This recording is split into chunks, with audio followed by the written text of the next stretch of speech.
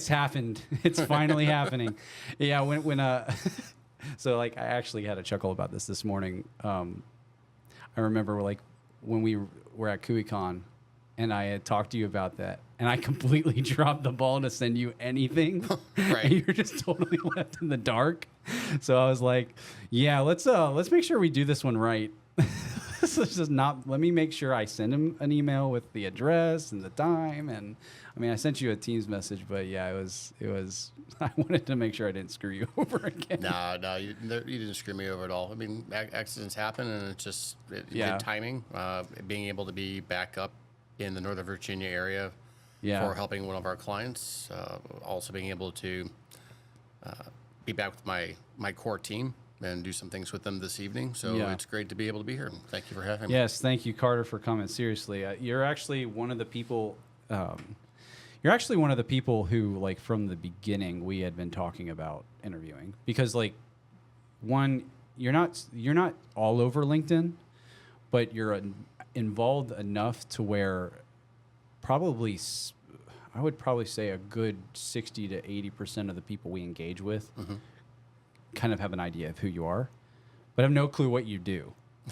You know what I mean? Like they know, like several people know that you wrote a book, which I want to talk about a little bit, and several people know that like you have some sort of project. But I've talked to people who didn't know that you were a C3PO, and that you do assessments and you help with assessments, you do consulting, and like the nature of your like the product that you guys have. So I was like, yeah, we want to probably let people get to know Carter. Yeah, no, and I appreciate that. Because I mean, I've been in this industry now for about 25 years, and I'm not going to sit there and tell you or your audience that everybody in cyber loves Carter Schoenberg. That'd be. I know I don't. No, I'm just kidding. But I love I'll you to say death, this bro. though, you're going to be very, very hard pressed to find somebody, even if somebody doesn't like me, they will probably take the position. I may not like the guy, but if he says it's A, B, and C, probably it's at least you probably consider A, B, it. and C. Yeah. And that's what I've prided myself on building my professional reputation upon. I do what I say, and I say what I mean. That's good. I mean, that's the hope, right? Like, we see enough steak oil. Yes, we have, and especially the uptick over the past several years. Oh my goodness. CMMC even began in its infancy. The uptick since the final rule, like at conferences. Oh yeah, dude. Like I couldn't believe some of the claims.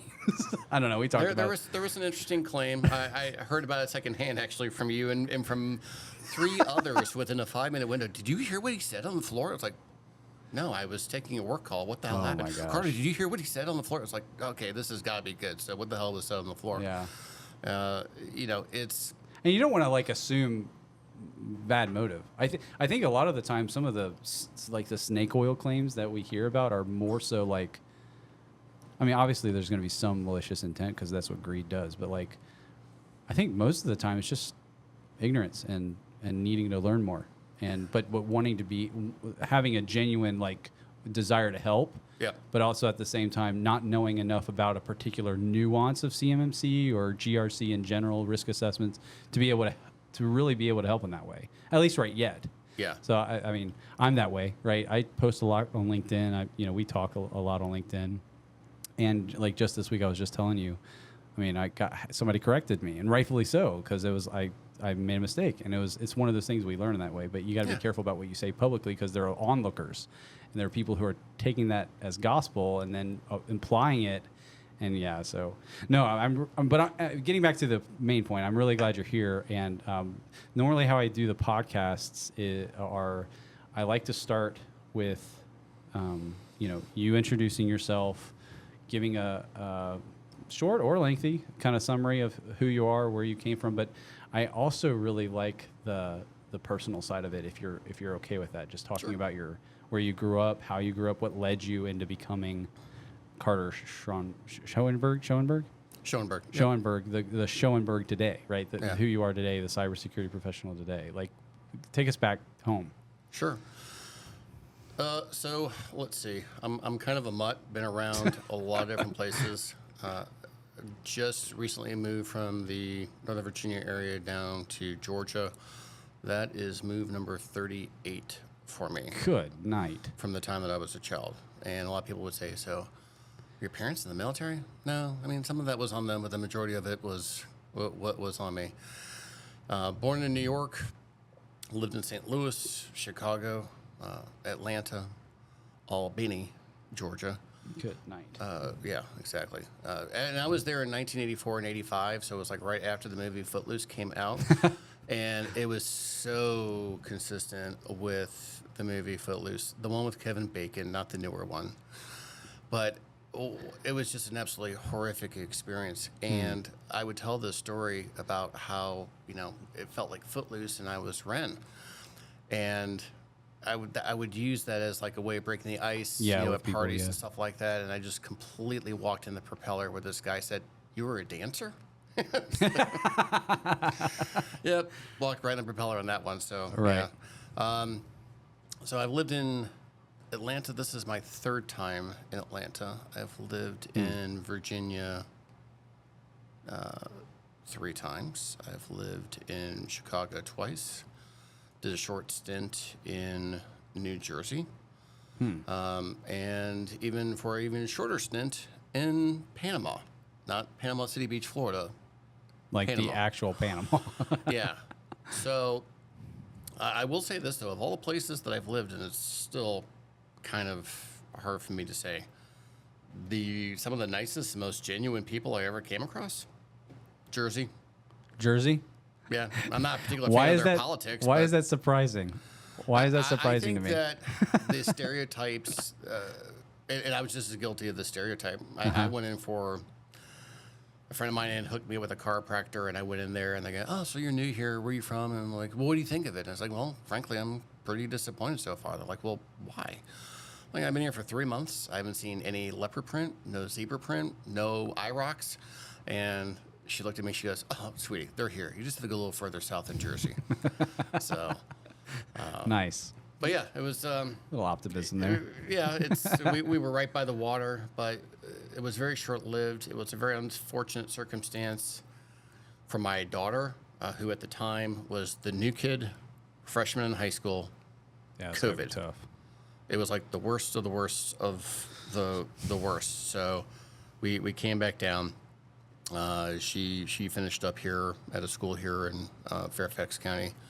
She's off to college now, and my wife and I decided we were going to go back down to Georgia, be closer to family, aging parents. Yeah, I was going to ask like that. Is like with all these moves, was family a factor? Like family moving around? This time was definitely it was the key factor. So, gotcha. My brother, while he lives down there, the side of the city that he lives on, it would be if you were in the National Capital Region, it would be comparable to the person in question living in Haymarket, and then the other person living in Columbia, Maryland. So if there's a crisis event for a woman in her mid-80s, help ain't getting to you for an hour and a half, 2 hours. Right. Even though you're kind of close. Yeah. Yeah. So now we've alleviated that situation to some extent. So it's good to be there. It's definitely takes a little getting used to in terms of culture. Definitely a little on the lacking with regards to museums or higher end restaurants, things like that. Right. Yeah. The flip side is cost of living is such a refreshing change. One of my favorite stories telling people about, for context, like what does that cost of living look like? So I have an older BMW convertible, and when I was up here, I would never take it to BMW service center. I would find a certified mechanic. And, and for context, like an oil change last year cost me like $110. And I found a place. That sounds expensive to me. Well, yeah, it's almost the same price to go to a dealer, but was trying to help like a small business. Yeah, of course. But down in where I'm at now, Cartersville, yes. Cartersville. The cliches, Nice. The cliches are endless. Nice, Carter. And I live in a subdivision called Carter Grove, so all that's left is really run for mayor, and I have the trifecta going on. But arrogance. That's all that is. You Yeah, just move a place named after you. I remember my brother sending me a text, so did you decide on where you're going to live? And I sent him, where we're living. And he just responded back, seriously? Yeah. I was like, yeah, I know. But anyway, so I find this mechanic, hilarious. And, I pull up, and in my mind, I'm kind of stereotyping. I'm envisioning, I'm hearing banjos playing in stereo. Yeah. And I'm looking at the cars. Amongst other things. Yeah, I'm looking at the cars, and I'm like, all right, I guess this is the shop. He's got an Audi. He's got a Range Rover. I guess this is the guy. And we're talking, and he says, well, what do you want? I said, I need to get an oil change, so you can give me a quote. He puts the VIN in, and he's like, all right, well, so it says, you need 20 weight, but we recommend 30, but then you can go up to Mobile One Synthetic. And I said, well, Mobile One Synthetic is what I normally use. And he goes, well, I'm just letting you know that's a lot more expensive. And I was like, well, what's that going to cost? He goes, that's going to cost you $77. And I was like, oh. Excuse me. Okay. I think I can bear that. Yeah. So, but nice. What we're seeing is consistently, that's about the ratio, about anywhere from 20-25% lower cost of living for where we are right now. So, yeah. Trust me. My wife and I are. Yeah, it's at some point it's something against Northern Virginia and DC. At some point you're just like, why am I paying to live here? Yeah, we have asked ourselves that question. I mean, we're not even in technically Northern Virginia, although I think we're actually, where Fredericksburg is? Mm-hmm. So we're just west of Fredericksburg and near Locust Grove. It's like on the outskirts of Spotsylvania County. And so you're in Rova. And for the people that don't know, so you have Nova, Northern Virginia, and then you have Rova, rest of Virginia. Well, yes, I would. So many people, especially on my, not old people, but older people like my in-laws, for example, would really argue that we are, yes, Rova. But, like, dude, the creep of Nova is just insane. They're about to put this huge resort like farther south than me, and it's like a massive resort right on 95, and it's like the traffic at that intersection. It's I think 110 on 95. Thornburg. I don't know if you. So Thornburg. They're about to put a massive resort there, and the resort that traffic is already crazy. It's already bad, and they're about to put this giant like conference center resort business complex there, and because my father-in-law he's on like the development committee for the county or something like that, so he's been really involved, or at least he's like closely. I can't remember exactly. I know he's actually running for the board of supervisors, but like he's really involved in the local politics, and like just the things that they're doing there. I mean, it's going to be a huge tax revenue capability for the county. I would imagine. I don't know exactly where it is. But isn't there a fairly new casino that was also put up within like 20 miles of that area?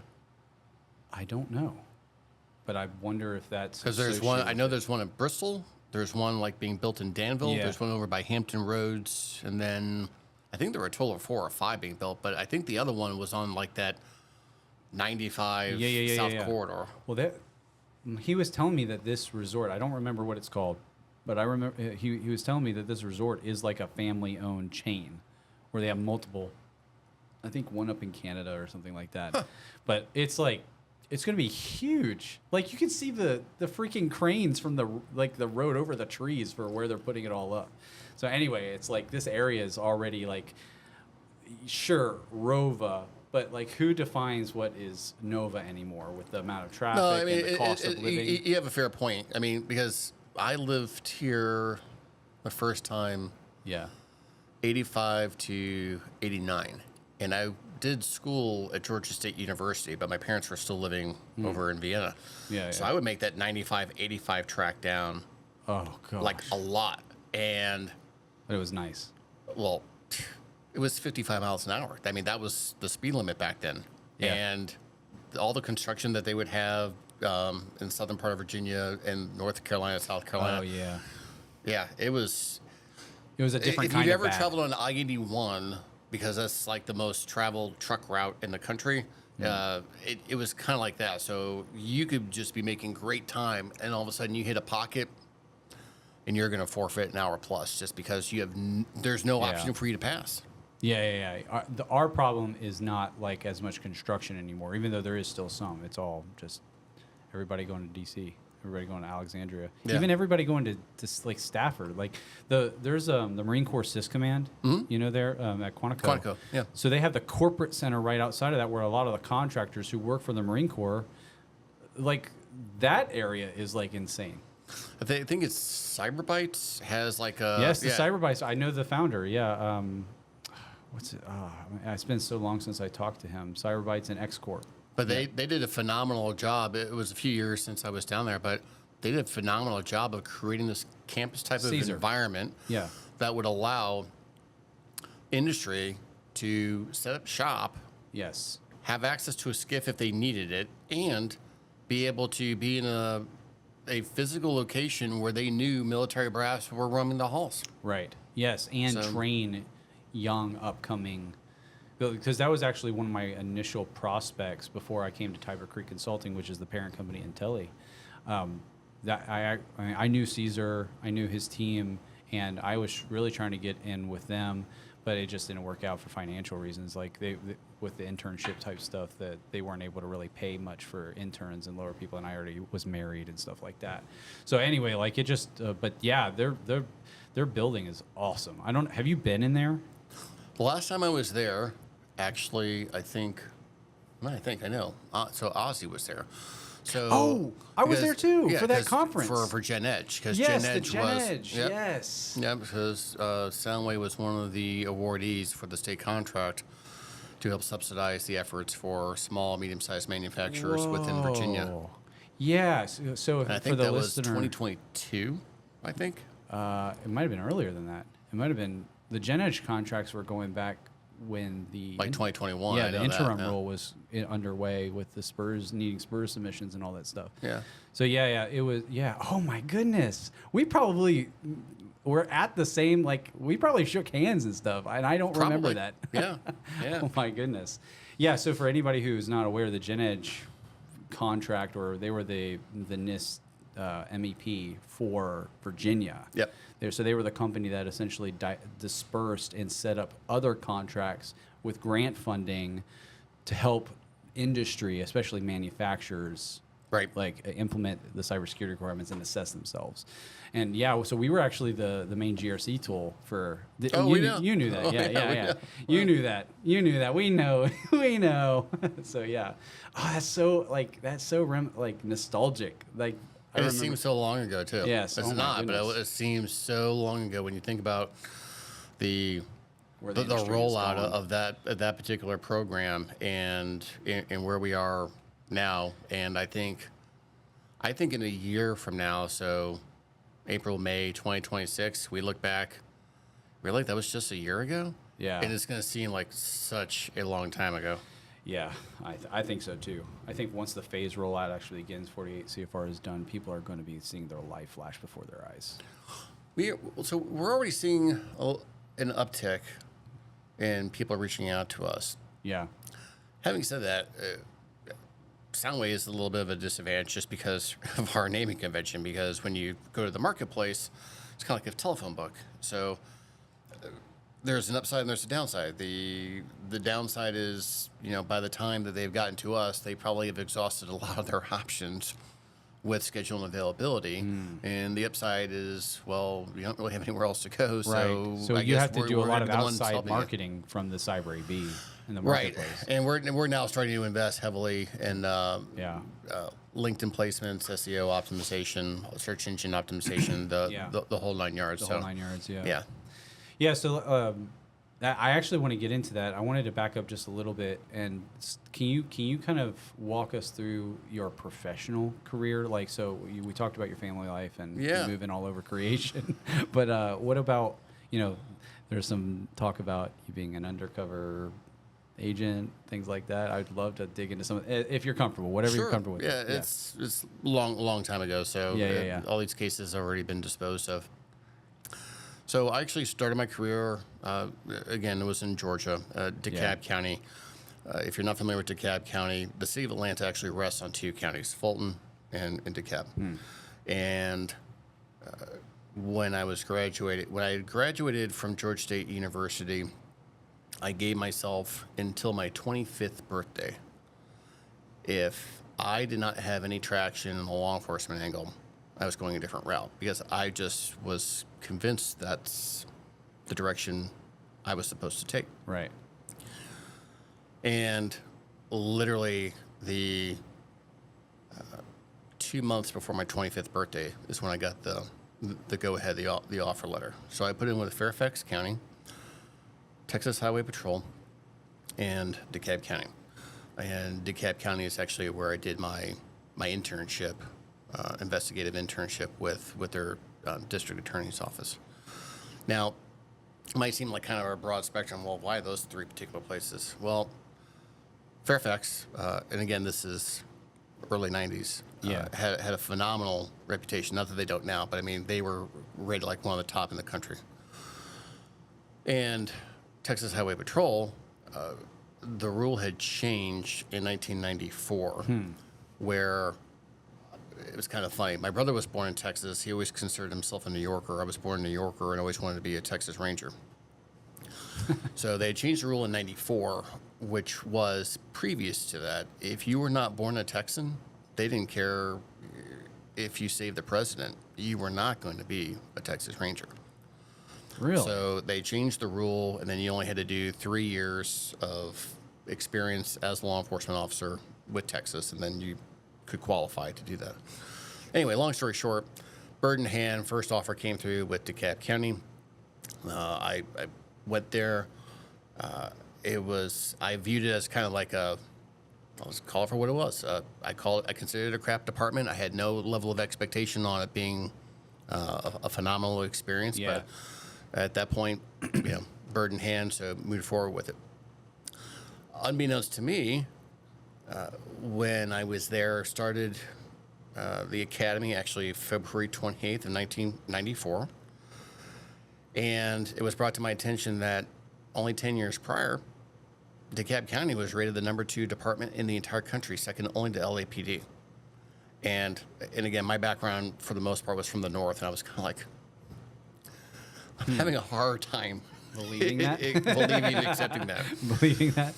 CompStat doesn't tells me otherwise. Yeah, exactly. And when I got through the training, it was interesting because one of the guys that was in my academy, he always wanted to go to Chicago Police Department. The only reason why I'm bringing that up is it'll come back in a second. Yeah. But we were kind of like, hey man, what a bunch of yo-yos, because we were just like, man, whatever. Not as bad as like Barney Fife kind of imagery, but you're kind of like, what are you doing here? Anyway, the majority of the training that they gave us was actually incredibly robust by comparison with most agencies throughout the country. So I got out. My sergeants made it very clear. They saw a white college kid, and they were sending me Southside to see if I would wash out. And the departments that existed at that point, you had a North Precinct, a South Precinct, Center, and a West. North Precinct was more of the affluent area. Southside was the hood. I mean, it was the hood.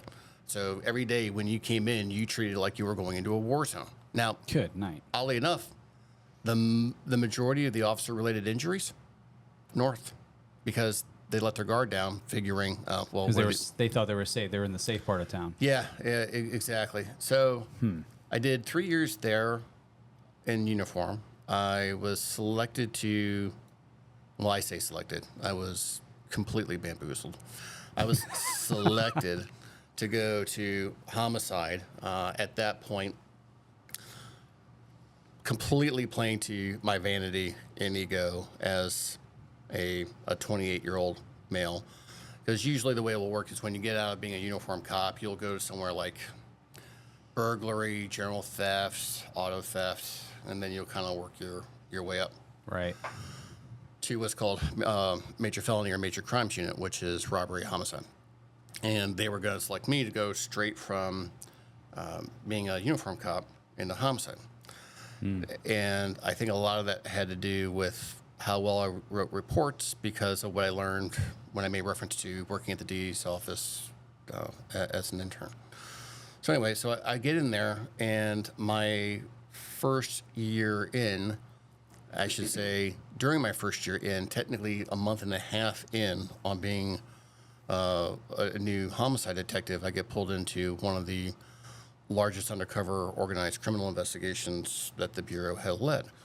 And Atlanta, when people, I think most people in the country, if you hear Atlanta, you kind of think, okay, well, it's a city in the South, big deal.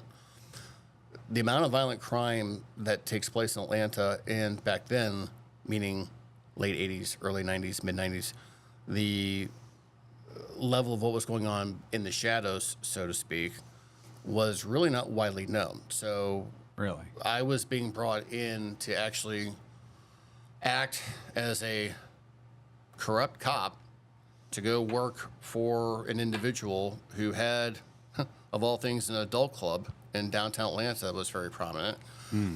That the target of the operation was to follow the money that was believed to be going through the City of Atlanta Police Department up to, at that point, Mayor Bill Campbell, and then also money trails that were going up to New York City for the Gambino crime family. So I was working my normal job as a homicide detective, which is not a 40-hour work week, and then working in the club there, off hours, and then working in Boca Raton and then New York City, all simultaneously doing this, not having any of the people that I work with being any of the wiser of what was going on or why I was, doing certain things. And it was a great learning lesson. I mean, I always wanted to go federal, and the thing that was made evident to me at that point, again, this is all pre 9/11. But the Bureau was very much, we don't care what you're bringing to the table, we're the Bureau, and you're not. So there was very much a rank and file hierarchy and degree of... I've heard similar things. Pedigree that, anyway. They didn't work well with local units and city but I mean, departments. It's funny, because when I was in high school, I remember kind of socializing with my parents what I wanted to do. And my dad's no longer with us, but I remember him saying, I hate to break this to you. One, you don't have the grades right now. To be good enough. Okay, so what makes you think that you're going to have the grades in college? And even if you have the grades in college, you still have to be selected by the FBI. Yeah. Oh, and even if you get selected by the FBI, you don't get to say, I want to work undercover, and they make you undercover. So you're going to work at a desk doing paperwork. So as luck would have it, everything that I had wanted to accomplish materialized. I remember going to my 10-year high school reunion, and they're like, well, what do you do? And I'm like, oh, well, I'm a homicide detective. And they're like, really? Oh, because, I was the class comedian. And for context, I was not the class clown. I was the class comedian. The class clown is the guy where during homecoming, it's freezing cold, would run out at halftime naked. Okay, that's the class clown. I was the class comedian. I was the guy who talked him into doing it. Nice. You were the instigator. I definitely was the instigator. Yeah. So these people would be like, that's just, I'm like, what? I'm like, you've got to be the only person that actually wound up doing what you said you were going to do in high school. Yeah. Which kind of struck me as odd because I didn't know what I didn't know. I just kind of figured, well, people know what they want to do and they go and do it. So at this time when you came into homicide and you started working undercover, were you married at this point? Did you have any close family other than your parents? A brother and my parents, and intentionally made sure that anything that I was doing, intentionally kept them at a distance at that point. You have to remember when you're talking like 97, the internet was around, but the level of access to information that you had then versus now, you would still have to do some serious digging around to be able to figure out where the connection points for Carter, what are his soft targets if we really wanted to get at him. But the problem that happened was I started increasing my profile and position in the shadow world, and the government never figured an exit strategy for me. So I continued to elevate with what I was doing, and again, it was a learning lesson. The U.S. government, in some ways, is not any different than a very, very large enterprise. They will put a certain amount of money into an investigation, and after a certain point, kill it. If they're not getting the results that they want to get, then they will kill it. So the initial goal was to be able to tie a money trail to John Gotti Jr. Yeah.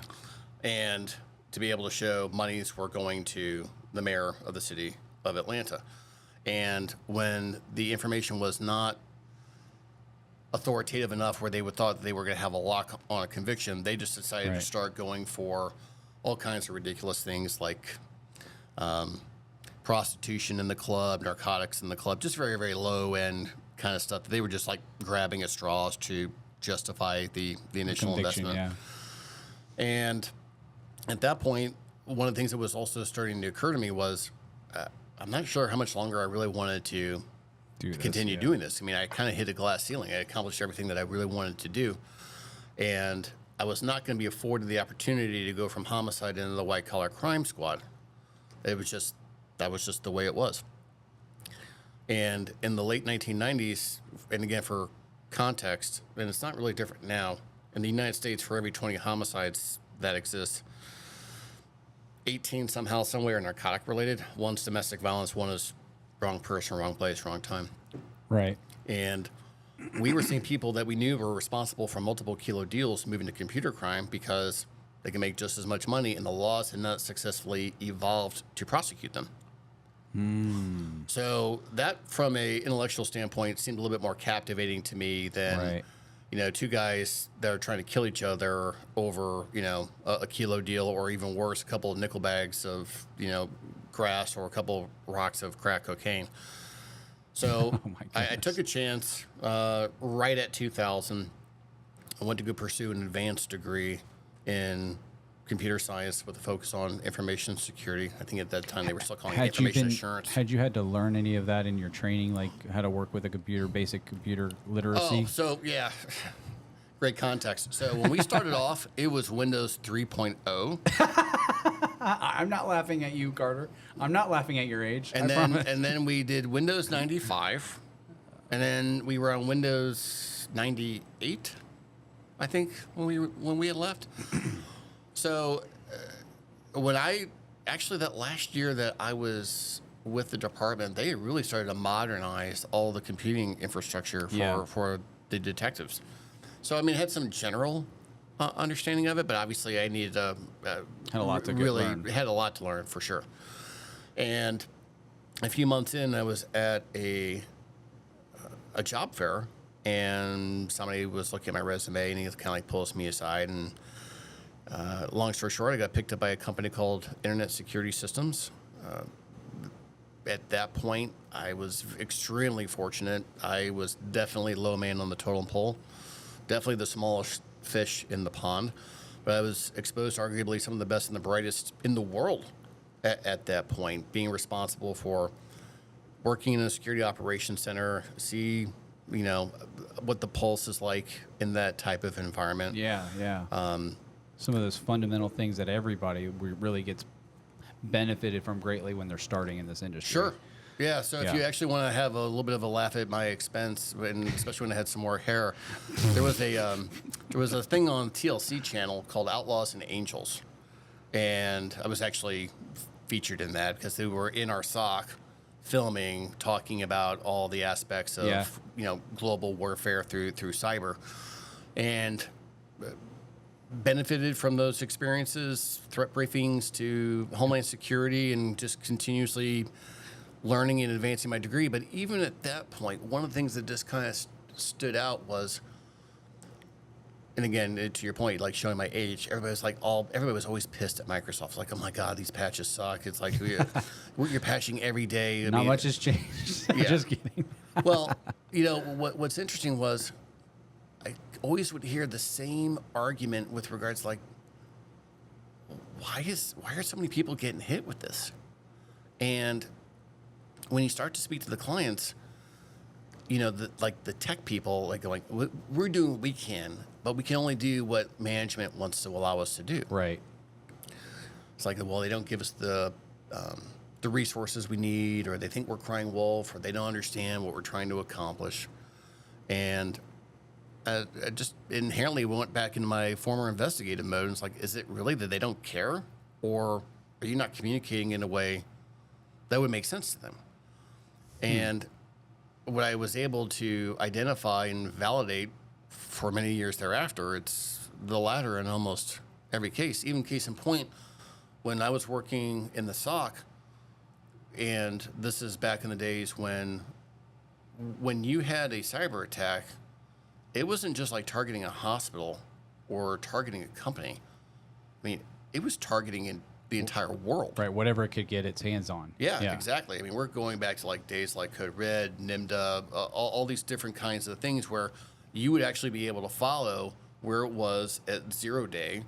And if it's in, let's say, Czechoslovakia, you would actually chronologically be able to follow it, move west with the sun, realizing, okay, UK is going to get hit next, Greenland's going to get hit next, and then what are the pipes that are coming in, Philly, New York, Miami from South America, whatever, and you can timeline it out with regard to what level of impact.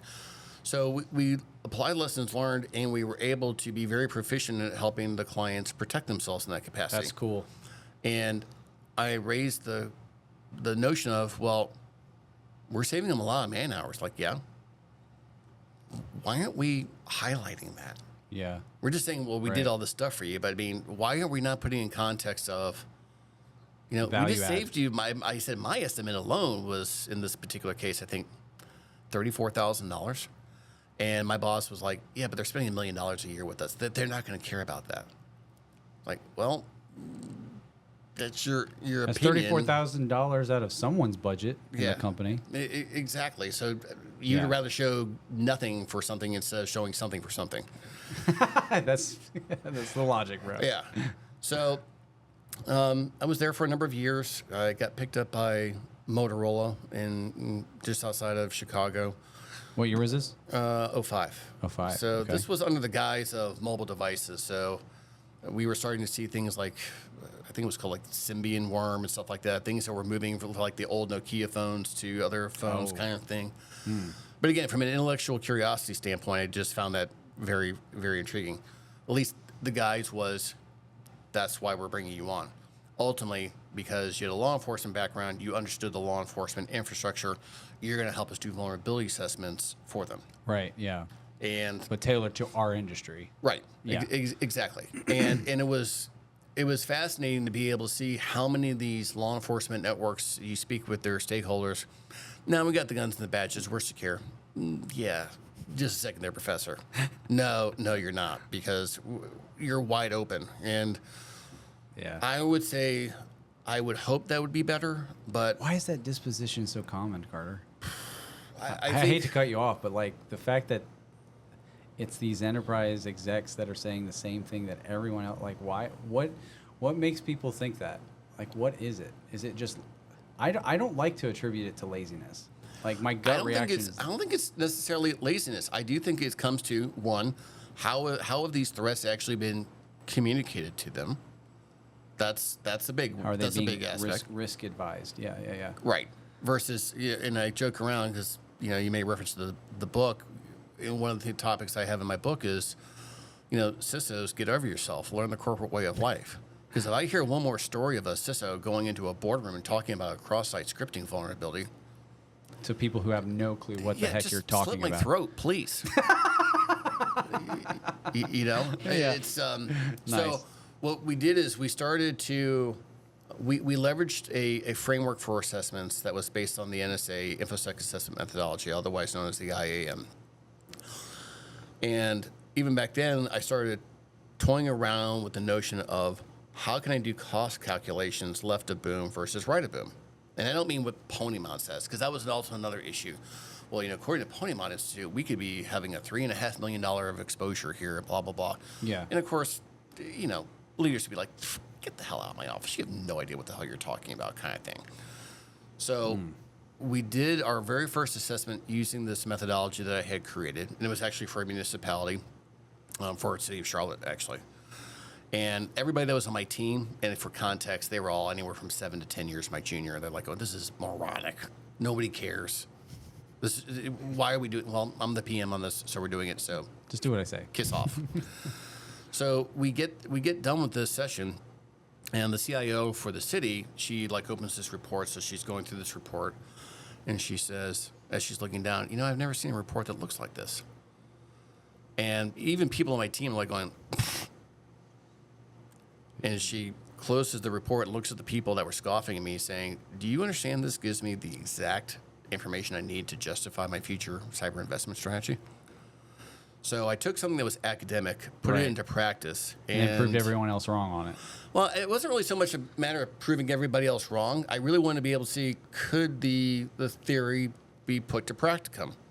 And that was just, then it became a question, is that an outlier or can that be the norm? And what I was able to work on over a number of years is, if you understand what data to look at, that can become the norm. And my success rate is usually within 1 to 3 percentage points of the actual cost valuations.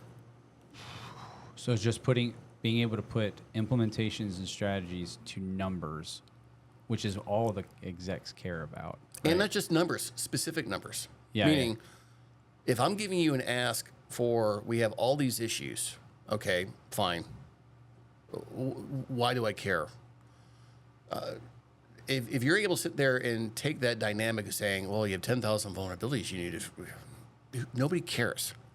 But if you're able to sit there and say, hey, what we're going to do is we're going to resolve this risk for you, and it's going to cost us X. That's a big number, Carter. Right. Maybe it is, maybe it isn't.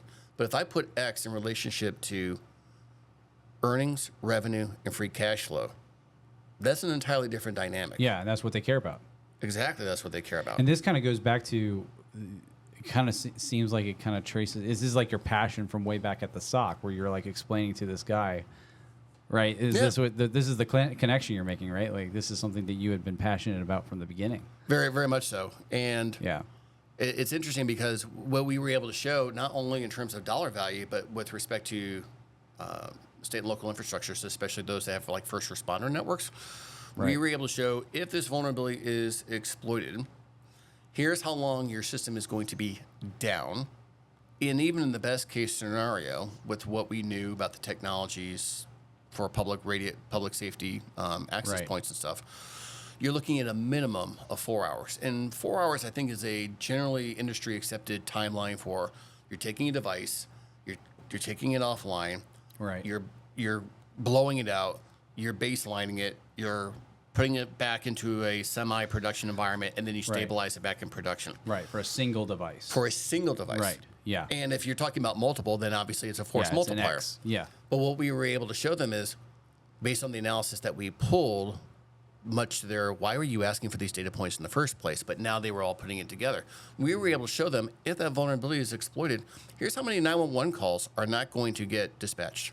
Oh, and out of that, here's the percentage that are murder, rape, and armed robbery. Whoa. Well, yeah. Whoa, exactly. Because politics is perception, and perception is reality. And there is no government individual out there that wants to be on the hook for saying, I had a reasonable way of being able to alleviate this. And then all of a sudden we got taken offline. And frankly, I mean, cities have been taken offline. Atlanta was one of them. Baltimore was another one. Not that long ago, I think 18 municipalities in Texas were taken offline.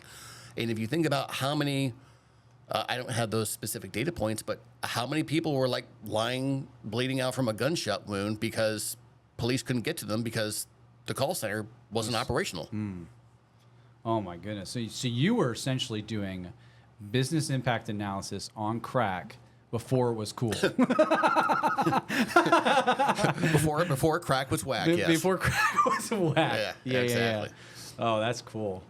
Man, I just wonder, like, I just wonder how many lives practically were saved from now. Did they adopt this methodology? Well, so Charlotte did. Others I can't speak to because that was at the time where I was transitioning out.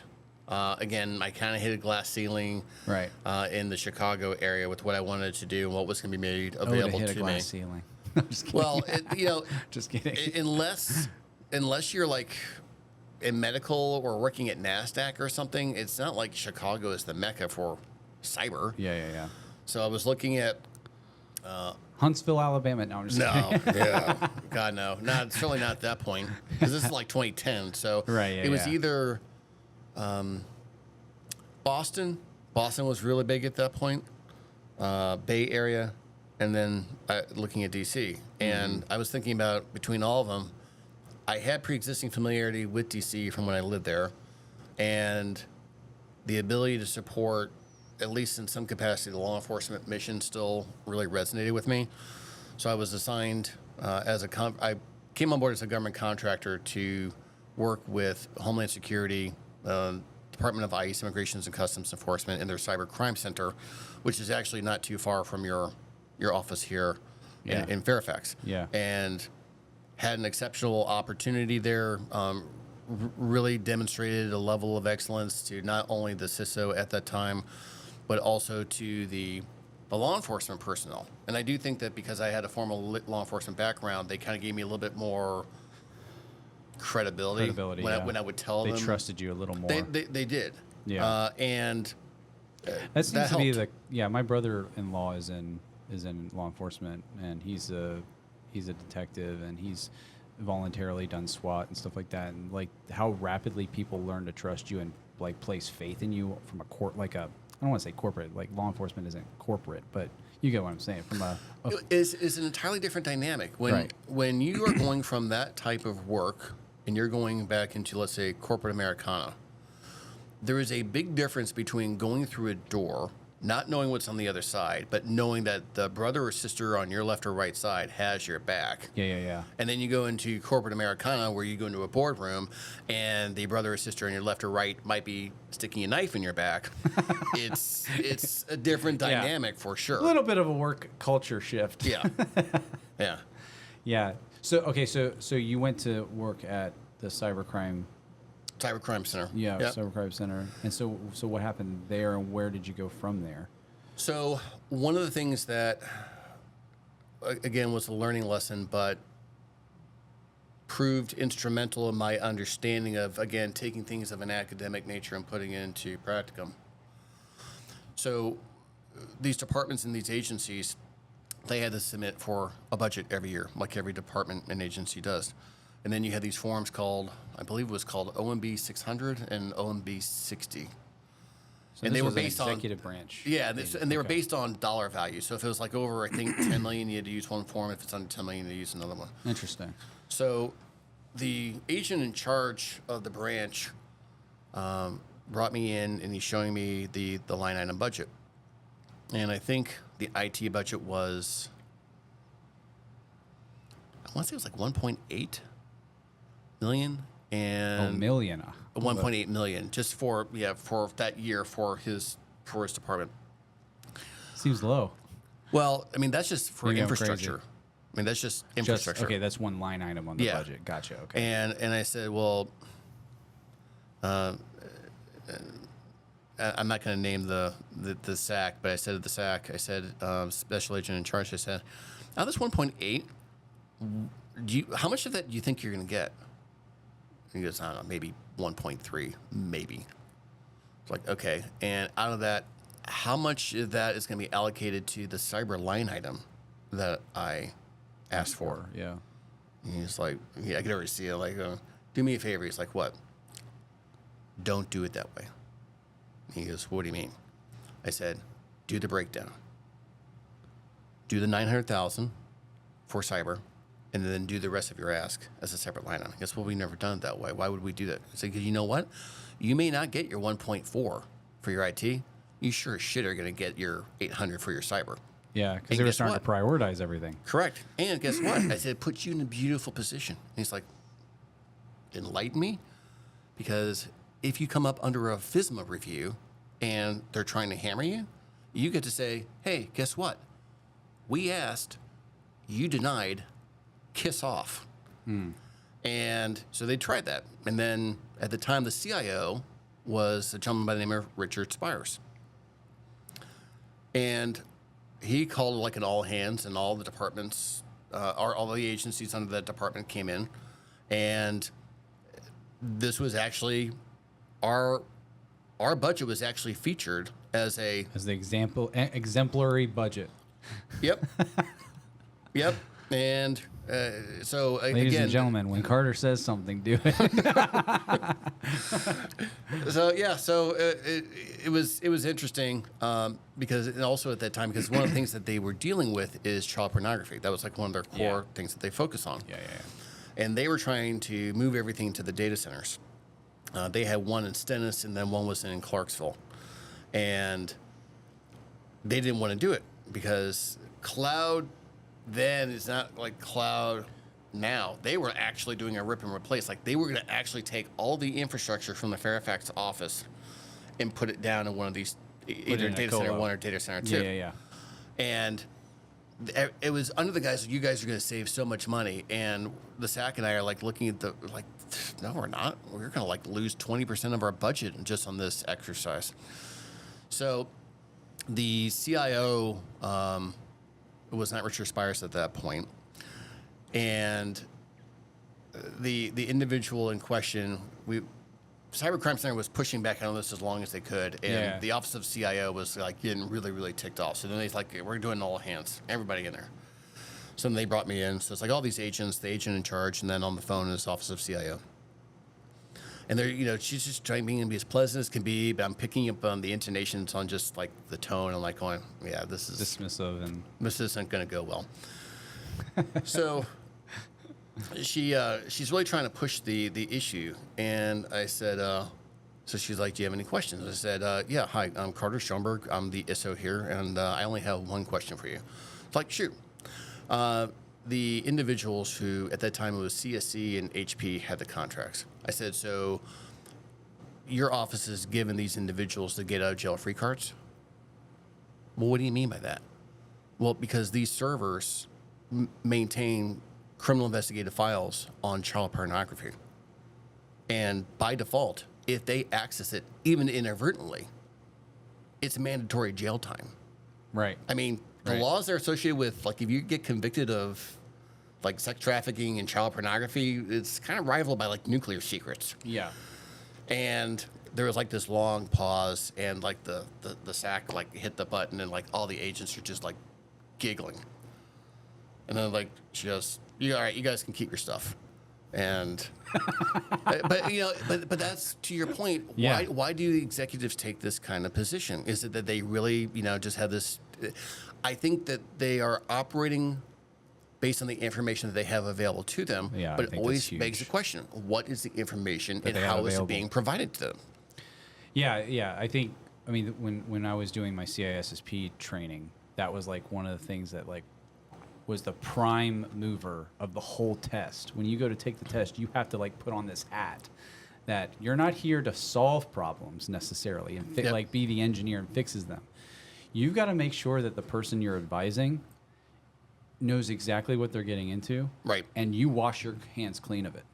Because at the end of the day, you've done your job. You got like risk advisory and business impact analysis, all the things that you're talking about. I think, business impact on steroids, like I said earlier, so, it has to be clear and it has to be accurate. So it's a great segue. So yeah, the CISSP or any of the other professional certs out there, your goal is to be able to communicate in a way that makes sense. And to your point, wash your hands. Certain roles, you can't do that anymore, especially in CMMC land, because now you have an affirmation officer, right? And he or she is actually on the hook for it. Yes. So my professional opinion is, especially for small and medium-sized businesses and even large businesses, that should be the C-suite and not a CISO. Just about that to should say be that. the C-suite signing off on that. I was just about to say that. Unless the CISO has an integral stake in the company from a if this company goes down, I go down with it kind of perspective. Mm-hmm. Equity in the company. Yeah, exactly. Equity. They should not be the one going into Spurs and saying, yep, it's all on me to tell you the truth.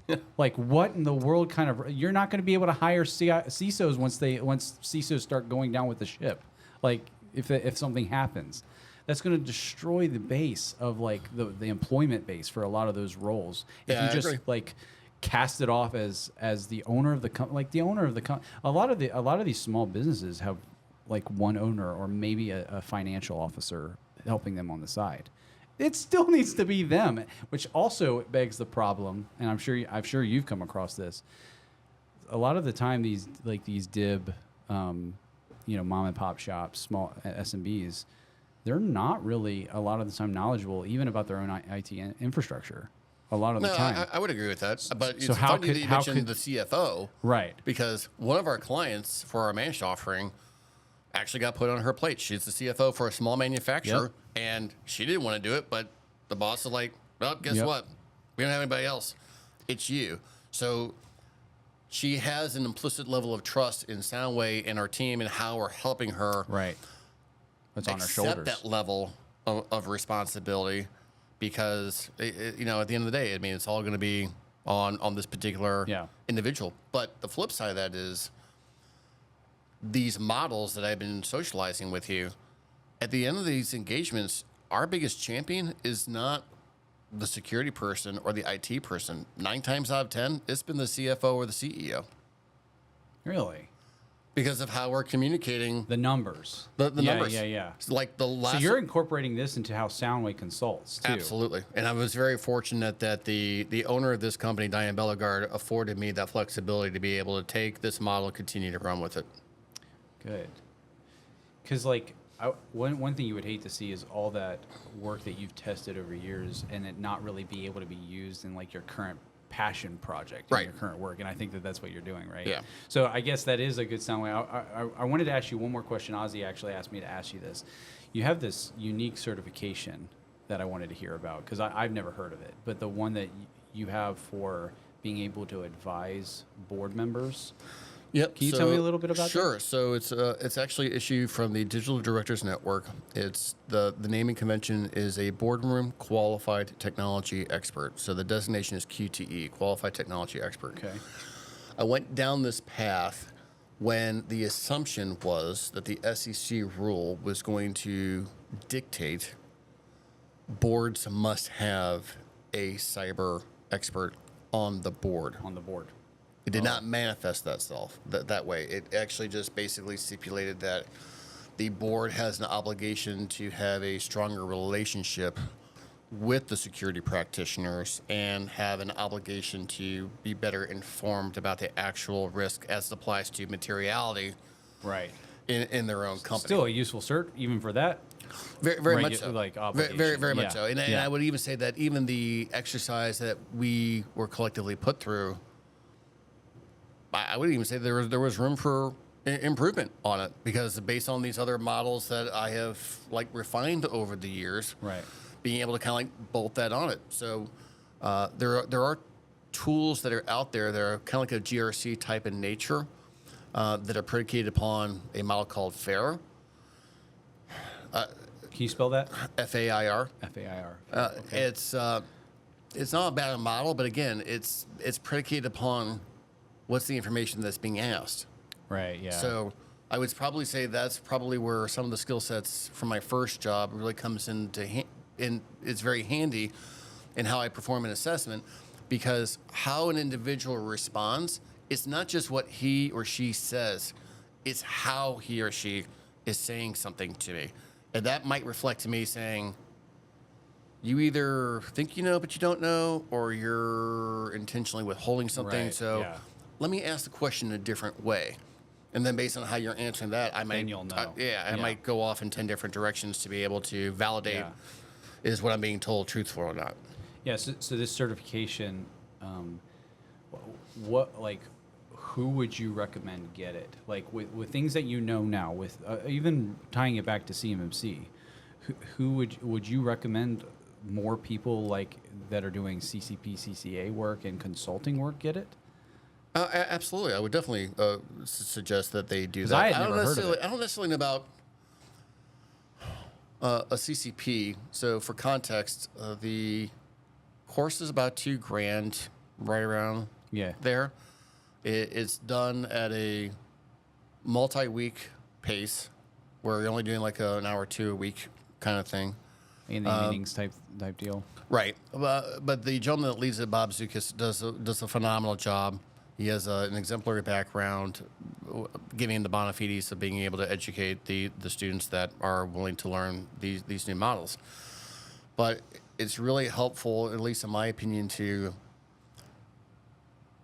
taking as much input as you can to get yourself out of your comfort zone as it applies to, like I said, corporate Americana or corporate wherever in the world. Or even I think as security professionals, we get so wrapped up in our, what is CSO magazine saying or something like that. And I say this tongue in cheek, but when was the last time you saw a CISO take a master class on leadership or take a master class on how to run a meeting? Few and far between. That is a really good question. I mean, I have not even, like I'm still pretty early in my career, I would say. I'm 27 years old. And I have never even thought about taking the CompTIA PM Project Plus, or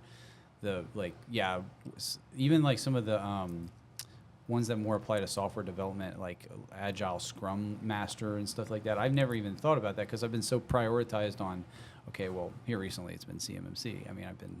But I had been so prioritized on more of the technical certs. But it's like, that kind of makes sense. If I'm gonna be helping people from a the CISSP is probably the first one that I took that incorporated some elements of that in a more rigid way. Like, you have to know how to talk to leaders. You do. So this is a number of years ago. I want to say it was probably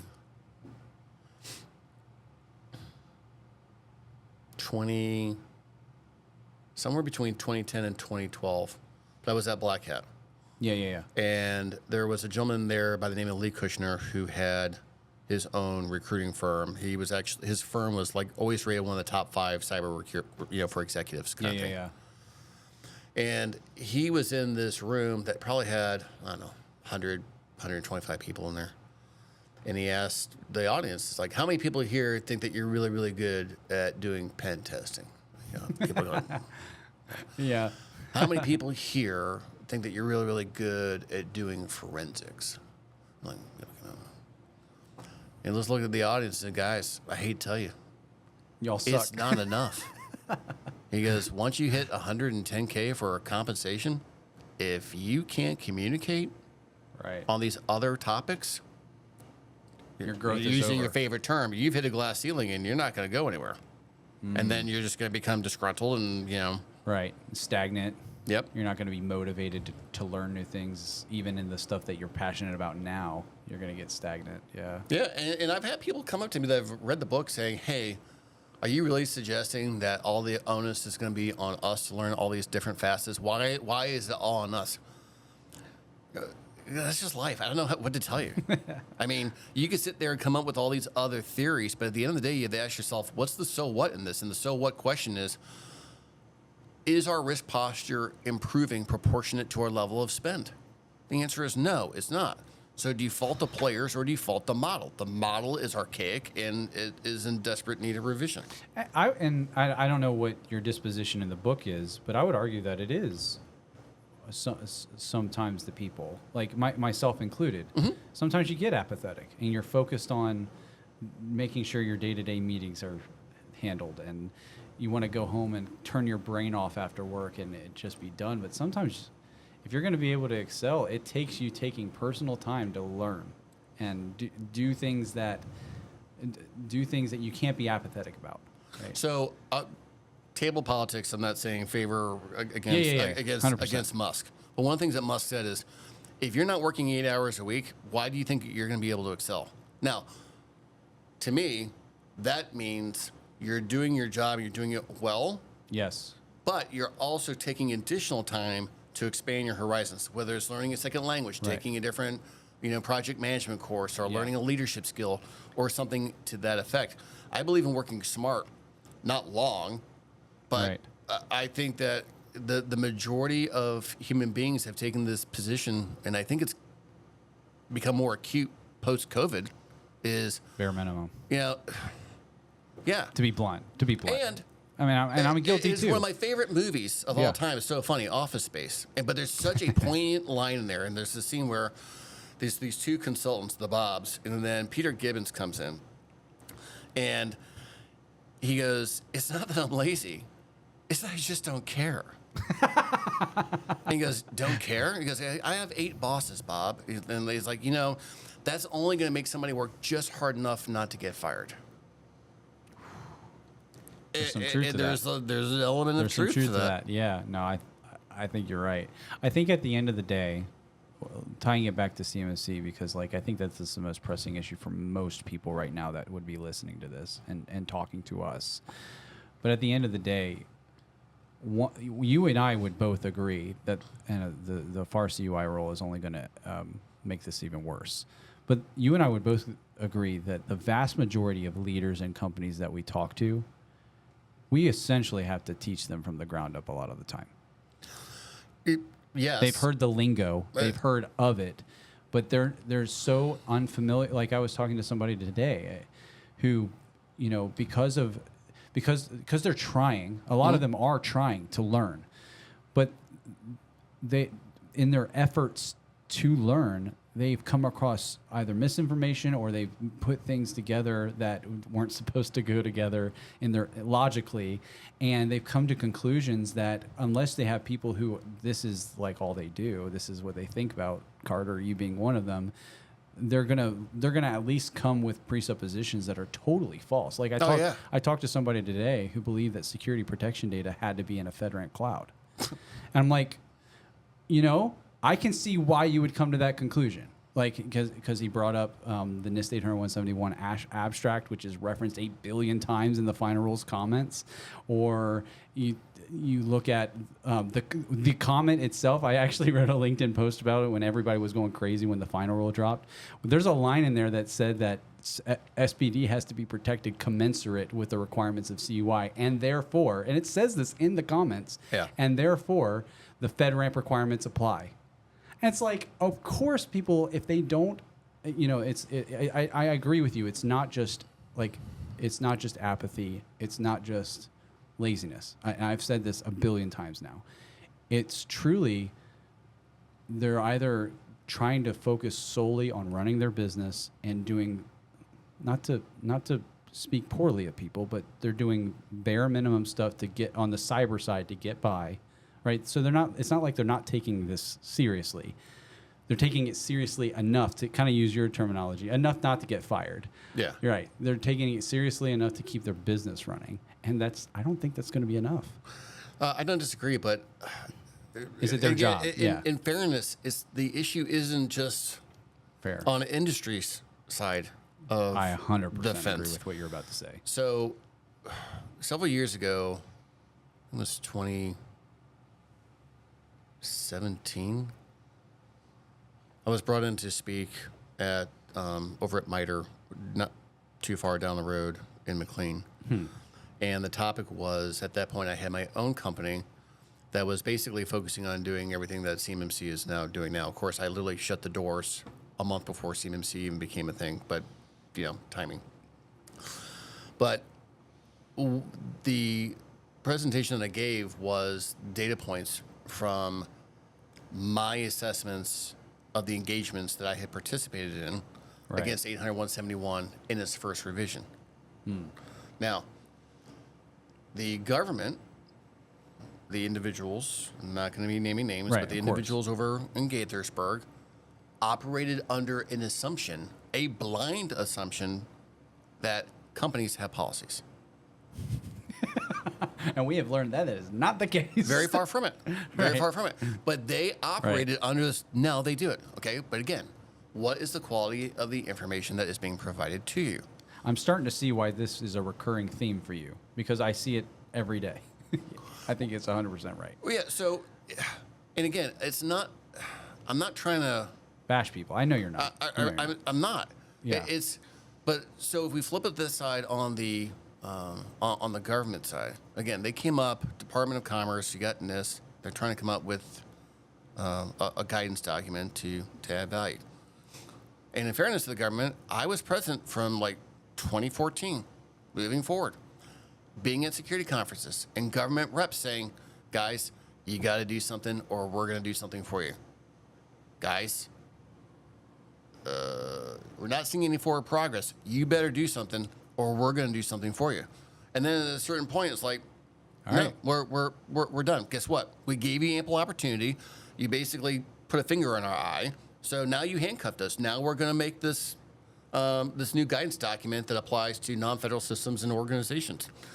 But when they did that, you know, the normal model is government, beltway bandits, and 2 specific institutions of higher education, which I'm not going to name. What could possibly go wrong? Now, talking about Carnegie Mellon? Not good. and another one. But Yeah. the issues that happen with that is your level of exposure is very finite at that point. Yeah. These are not the only institutions, and these are not the only stakeholders. I mean, why didn't you open it up to, you know, Caltech, Right. Georgia Tech, whomever? I'm not saying which one is a better option, but this approach that this is how we've done this is equally as flawed of a process for government as it is for industry. Because for years, especially the past several years, if you look at contracting officials and contracting officers, they're very much of the opinion of, well, I put the default clause in. That is I'm exactly good. right. I'm done. And not realizing what are those impacts that are associated with it. What's crazy is that type of disposition that those contracting officers have led to other really bad. And I'm not trying to speak poorly of people, but when it does happen, it's got to be called out. But it's led to really bad conclusions that others who want to step in and help industry. I just saw this the other day. Somebody wants to develop a product. I'm not going to say the name or anything like that, but they want to develop a product that's essentially compliance, one big compliance package. You buy us, you inherit pretty much everything. You get infrastructure, you get hardware, you get everything, you get manuals, you get policies, you get procedures, and all you're responsible for is adopting it and learning it. And boom. And you know, in theory, I can see how for some industry that would be cool. That would work. But during the pitch of the product, the dude specifically said, and now we don't need to get this validated or certified because as long as we have an attestation from a C3PAO saying that, yeah, we think this is good, the contracting officers that we have experience with don't care if you're going to get a certification or not for CMMC level 2.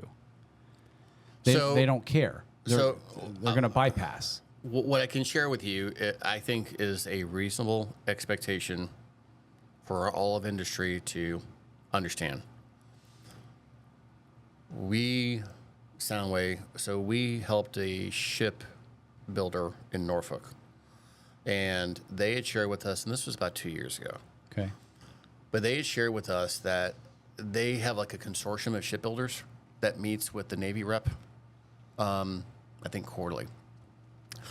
And that individual that had a rank, I believe, of commander, told them, don't worry about this. It's nonsense. And I gave a heads up to the PMO office saying, guys, just so you're clear, I saw this with DISCAP. I saw it with DIACAP going back in these days because I did a DIACAP assessment for the first IP-based land mobile radio infrastructure back in the day. And it's very much, I'm the commander of this base. Until you pull my ticket, kiss off. It's my command. I'm going to do whatever the hell I want to do with it. Yeah, exactly. That's what this man who was pitching this product to kind of articulate that it doesn't need to be scrutinized by a C3PAO. Just speaking from his experience with contracting officers or in situations like that is espousing to then prospect customers. Yeah. So it's like this man probably genuinely wants to help. Mm-hmm. But it's like either contracting officers have put such a bad taste in people's mouths to not believe that any of this is going to be really taking it seriously from the top down, or they're just ignorant and they're like telling people things that are absolutely not true. Well, it's not just limited to, let's say, a base commander. Right. Of course. We were down, because I know you guys were down there too. I can't remember what the event was, but it was down actually in Huntsville. NCS. Thank you. Yes, NCS, yeah. And shout out Huntsville. This was prior to the rule going live. And there was a gentleman that represented GSA that was there. Goodness. And by happenstance, we were just at the same hotel. And I was like, oh, what are you doing? I'm with GSA and blah, blah, blah. And what do you do? And he's like, so you really think, that CMMC thing is actually going to materialize? And I said, all right, I'll buy you. Why do you think it's not going to materialize? Because I think there's just going to be too much congressional opposition to it, and I don't think it's going to happen. And I'm thinking to myself, that's what you're communicating to me as we're walking casually. How are you pushing this or presenting this to your actual GovCons that are interfacing with you? Because if you're telegraphing that to me, there's no way in the world you're not telegraphing that to them. To others. And it's like a disease. Yeah. It really is. It spreads. So when you were being fascinated with the data points and how do you do benefit analysis on these types of things. So here's an interesting data point for you. Soundway was commissioned by a company called Certification Partners to collaborate with them to actually come up with training for the U.S. government. So we actually created like a one-day course, GS9 through GS14, and then 2 half-day classes for GS14s and 15s and SESs. Yeah. And it was all predicated upon just turning everything on its head. And in the course of creating that course content, we had to do our own independent data analysis. And what we were able to conclude is that in 2022, there was roughly 5,300 some odd bid protests across the entire departments and agencies under DoD. How many? Say that one more time. 5,300. Now, keeping in mind, you're talking tens of thousands, if not hundreds of thousands of awards under the entire DoD umbrella. So right, it's a pretty small percentage. Right. Now, for context, if you're going to do a bid protest, you're going to do it at the department or agency level, GAO, Federal Court of Appeals, depending on a variety of different circumstances. If it's done at the department or agency level, the moment you file that complaint, the clock starts ticking, and the government has 30 days to give a disposition letter on, okay, we agree with you, and we're going to maybe give you the award instead of the Acme company, or we're going to pull it and we're going to put it back out for bid, or sorry, we don't agree with you for the following reasons. The analysis that we were able to show is just the manpower of the government to respond to those. For every 2,000 equals an F-35. $82 million. So I'm not saying I'm for it, not saying I'm against it, but Doge, if you're listening. Yeah, Elon. And it was interesting because I was speaking at an AUSA conference about a year ago, and the context that I put it for them is, okay, it's likely to conclude that if business remains as is, I'm just putting this one-liner in there, and then it's your obligation to adhere to it, that there should be a spike in bid protests. Logical to conclude that. Now, whether or not that's going to happen to be determined. Right. I am seeing some signs from the government that's actually, I think, makes me feel rather favorable and hopeful that we can maybe resolve these challenges. And who is this with again? One more time. What's the agency that you were talking to, or the group that you're talking to for this, trying to help through this? Oh, you were commissioned. Soundway was commissioned by. It's a private company called Certification Partners. They're Gotcha. out in Arizona. Okay. But what we were able to demonstrate is you start having discussions with people wearing uniforms that have either birds or stars or bars on their uniform. It's serious. And then all of a sudden you start to say, just so we're clear, you just gave up an F-35. You just gave up 6 A-1 M1 tanks, and you just lost 16 Apaches. All because of this. And then, but again, it's like, how are you conveying that information? Yeah, something that really resonates with what they care about. Right. So, wow. I will say that the one thing that I found it made me hopeful was when a recent Army solicitation came out, known as MAPS, which is actually a professional services contract. Now, subsequent to the Trump executive order, that forward progress on the RFI that was advancing to the RFP, and I'll get into that in a minute, was halted. So it was suspended. Right. But in GovCon land, sometimes the government will put it in a position where unless you respond to the request for information, the RFI, then and only then will those companies be allowed to bid on the RFP. All right.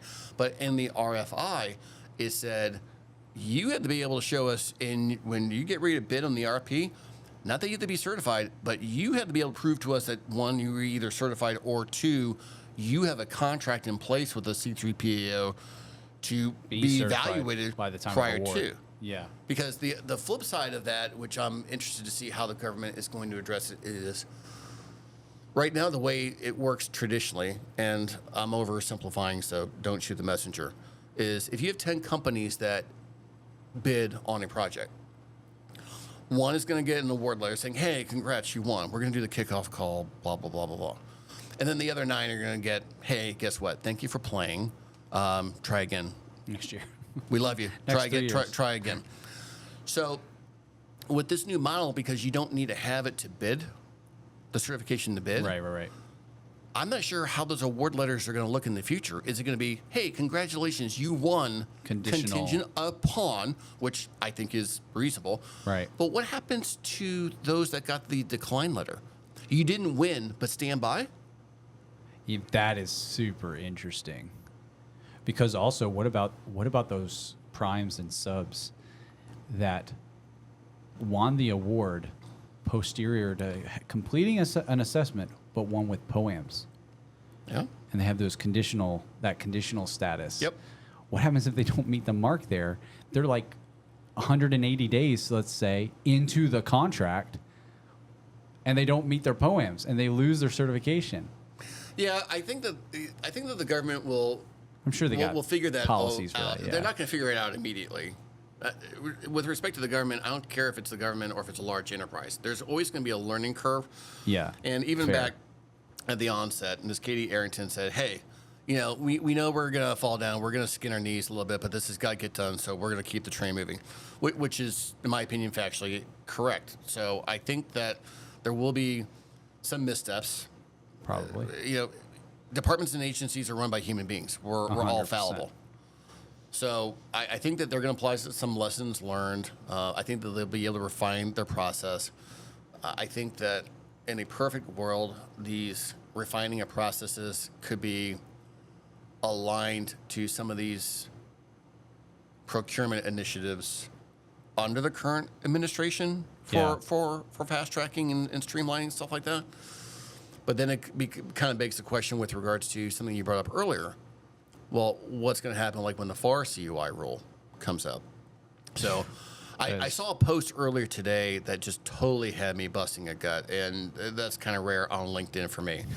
But have you ever seen an SNL skit that's led by Nate Bargatze, and he's playing George Washington, and it's called Washington's Dream? Oh yeah, where he's like talking about weights and measures and stuff like that, and he's like, oh well, and it was so funny because one of the lines that was in there is like, oh, so on one side of the measuring stick we'll have centimeters, and the other side will have inches, and we'll see where they line up. And he goes, but they never will. They never will. And that's all I could think about was, we're great. We're going to have one thing that's going to show 171 revision 2, revision 3, and where the FAR CUI rule, and where they're going to marry up, but they never will. They never will. They never will. That is hilarious. Yeah, I've seen that, and I was like, so you said this was on LinkedIn? Yeah. Like a meme or something? It came out today. It is funny. That is funny because it's so true. Like even with this whole, we thought we had something to talk about with just the fact that Rev 3 is final and we're going to be talking about it. But now with the DoD memo for the ODPs for Rev 3, it's like another thing to measure up to. Oh yeah. So I actually wanted to get your thoughts about that. So I'm trying to find. The gentleman's name is Rob Black. Let me see if I'm friends with him or connected with him. We're supposed to say connected with on LinkedIn. Yeah, and it was just It was just priceless. The way that he had that set up. Rob Black. Yep. Let me see here. I am not connected to with him, but I'm not connected with him either. But somebody that I know had a post on it, so I saw that and I was just cracking me up. Yeah. As serious as everybody is in this industry, and especially around this town, it's nice to have a little levity and humor weaved into it. That one about... Oh, yeah. And the top score will be 100, right, sir? No, the top score will be 110. That is so good. It's actually a joke that we use here at Intelli. So, we'll talk about... Well, not a joke, but, we'll talk about how in the JSBA and the contracts that we've had, that we've helped people go from 0 to 110 instead of 0 to 100, Yeah. Oh my gosh, dude. I gotta look at. I'm gonna save that. Yeah, it's priceless. That's good comedy. I give credit when credit is due. So, yeah. Here's to you, sir. That one made me laugh. Yes, Rob. If you're seeing this, man, good one. All right, I wanted to ask about Soundway because Soundway is obviously you. All right, so first off, you're the founder. I'm not the founder. So Soundway's been in play now for this is his 14th year of business. I was with the company. This is my 4th year. Been with the company a little over 4 years. So, Soundway is a defense contractor itself, woman-owned, small business, service disabled veteran, hub zone, and I was brought in to evaluate its capabilities to align to become a C3PAO at whatever point in the future. And, saying it now jokingly, I mean. The owner of the company is like, well, Army Intel, we get security. And I'm thinking to myself, we'll see. We'll see. Yeah, we'll see. And it was a great learning lesson for her. And what I will share is the company that came from, that was up in New Jersey, was a $50 million a year company. And my responsibility was to, which I used this model, showcased all the threats, could not convince this business owner to invest $8,000. Just wasn't going to do it. And this small business owned by this woman invested over $47,000 before I was even hired. And that showed me that she was very, very serious about it. And that was part of your interviewing process and stuff like that? Well, so I was consulting for them to help them come on board even before I was hired. So that to me was, she's not just talking the talk. She's committed to wanting to do this. Now, obviously, CMMC has taken longer to roll out than everybody had anticipated. Right. But we've been helping clients now back in the days from when it was CMMC 1.0 and more recently, obviously, now in its current form. So our company was the 24th C3PAO in September 2022. So we're due for our reauthorization later this year. We just got reauthorized by the cyber accreditation body in January, like everybody else did, per the FAR obligations. Yeah. And we ourselves, our environment that we use for our heightened state and also as a means of being able to support our clients either for professional managed services, just obtained a certificate of status for level 2 with a perfect score. And that happened this past Monday. So what we did is... Oh, really? Just this past Monday. Just this past Monday? Yeah. Oh, okay. So when we became a C3PAO, the CEO was like, wow, that really sucked. And I was like, well, yeah, what did you think this was going to be? And she expressed significant concerns about, I don't think that the SMBs are going to be, I don't see how this is going to happen. I was like, well, you got a fair point. Is there something that we can do to apply lessons learned from our experience and make it to scale? Okay. So I took on that responsibility. I try to build out a share responsibility matrix. And of course, when somebody comes up with a new concept, everybody loves to think that they got the prettiest baby on the block, right? Right, yeah. So I came up with this model. I got some inputs from some business owners that are very well vocalized in CMMC, some legal experts, some of the best recognized names there. Right. And they gave me their feedback. Well, I think you could do a little bit more here, but you definitely shouldn't be able to do that, blah, blah, blah, blah, blah. So we were able to refine this. And what we were able to find out is that in its current version, where there's 320 things you have to show to an assessor, we can actually do 255 of them and do them exceptionally well. Now, having said that, there are some minimum barriers for entry. This is not a model that we designed for everybody because you can't make everybody happy all the time. One, the organization had to have already undergone a qualified gap assessment, whether that's by Soundway or somebody else. Yeah. They either had to be on or be agreeable to go to Microsoft GCC or GCC High. Yeah. And then lastly, they had to be either agreeable to implement either a VDI environment or purchase new laptops. The model that I actually prefer is the Department of Homeland Security Trusted Internet Connection TIC model 3.0. So what that basically is designed to do is, regardless of where your endpoint is, think of it this way.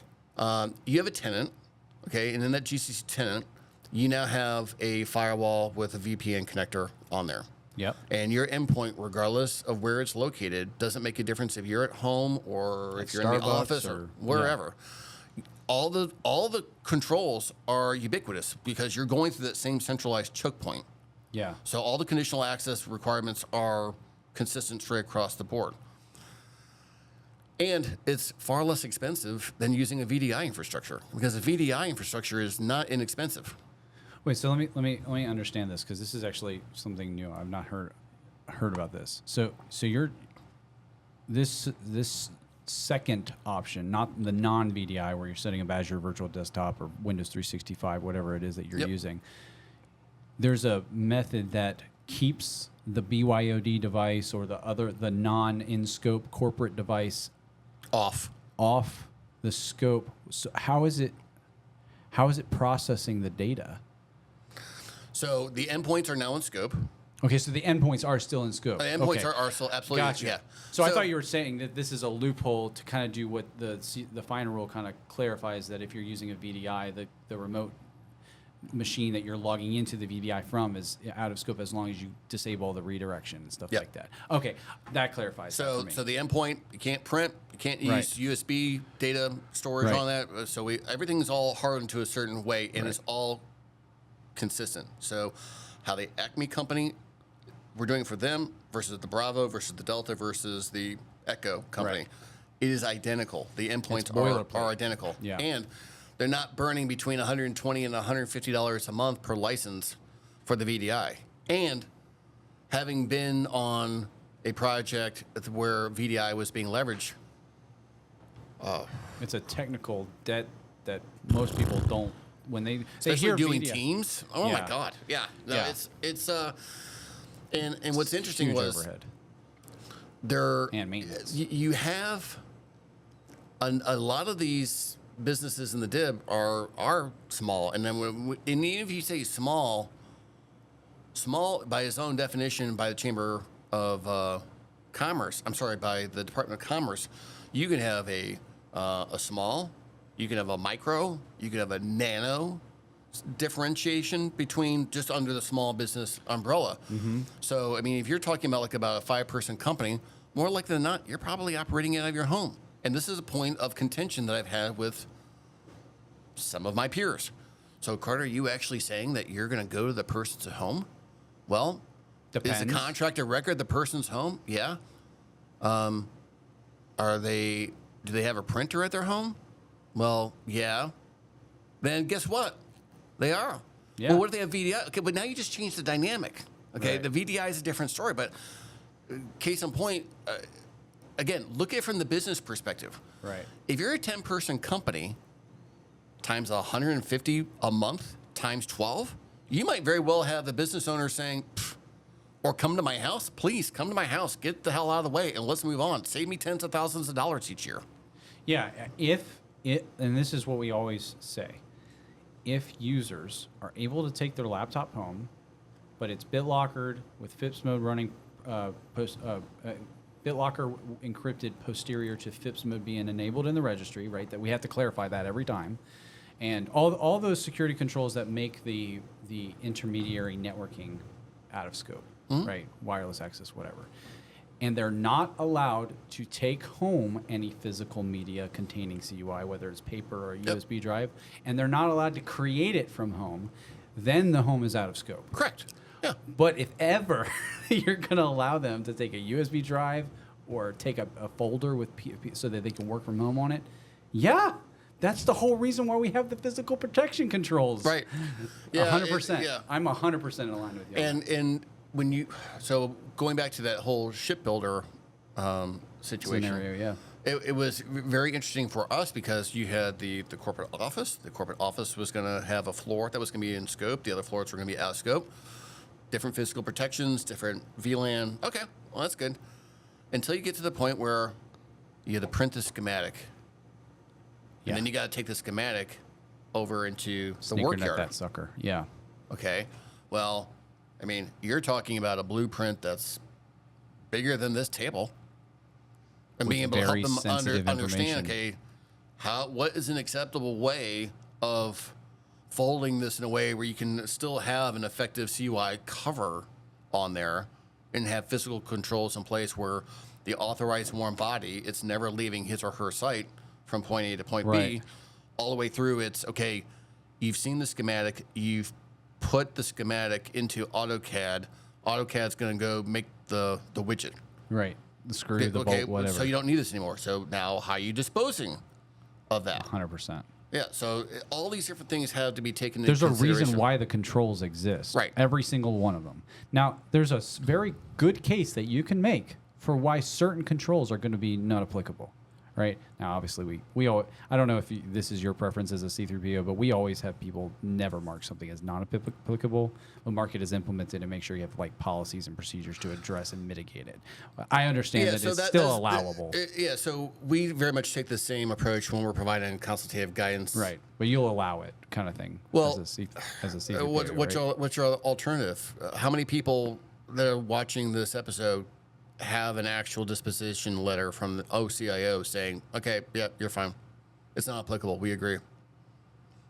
Because that's the only other out that you have. It's either you mark it met and show why it's not really being done, or by default, per the rule, the CIO is you got to get the authorization from OCIO to say it's not applicable.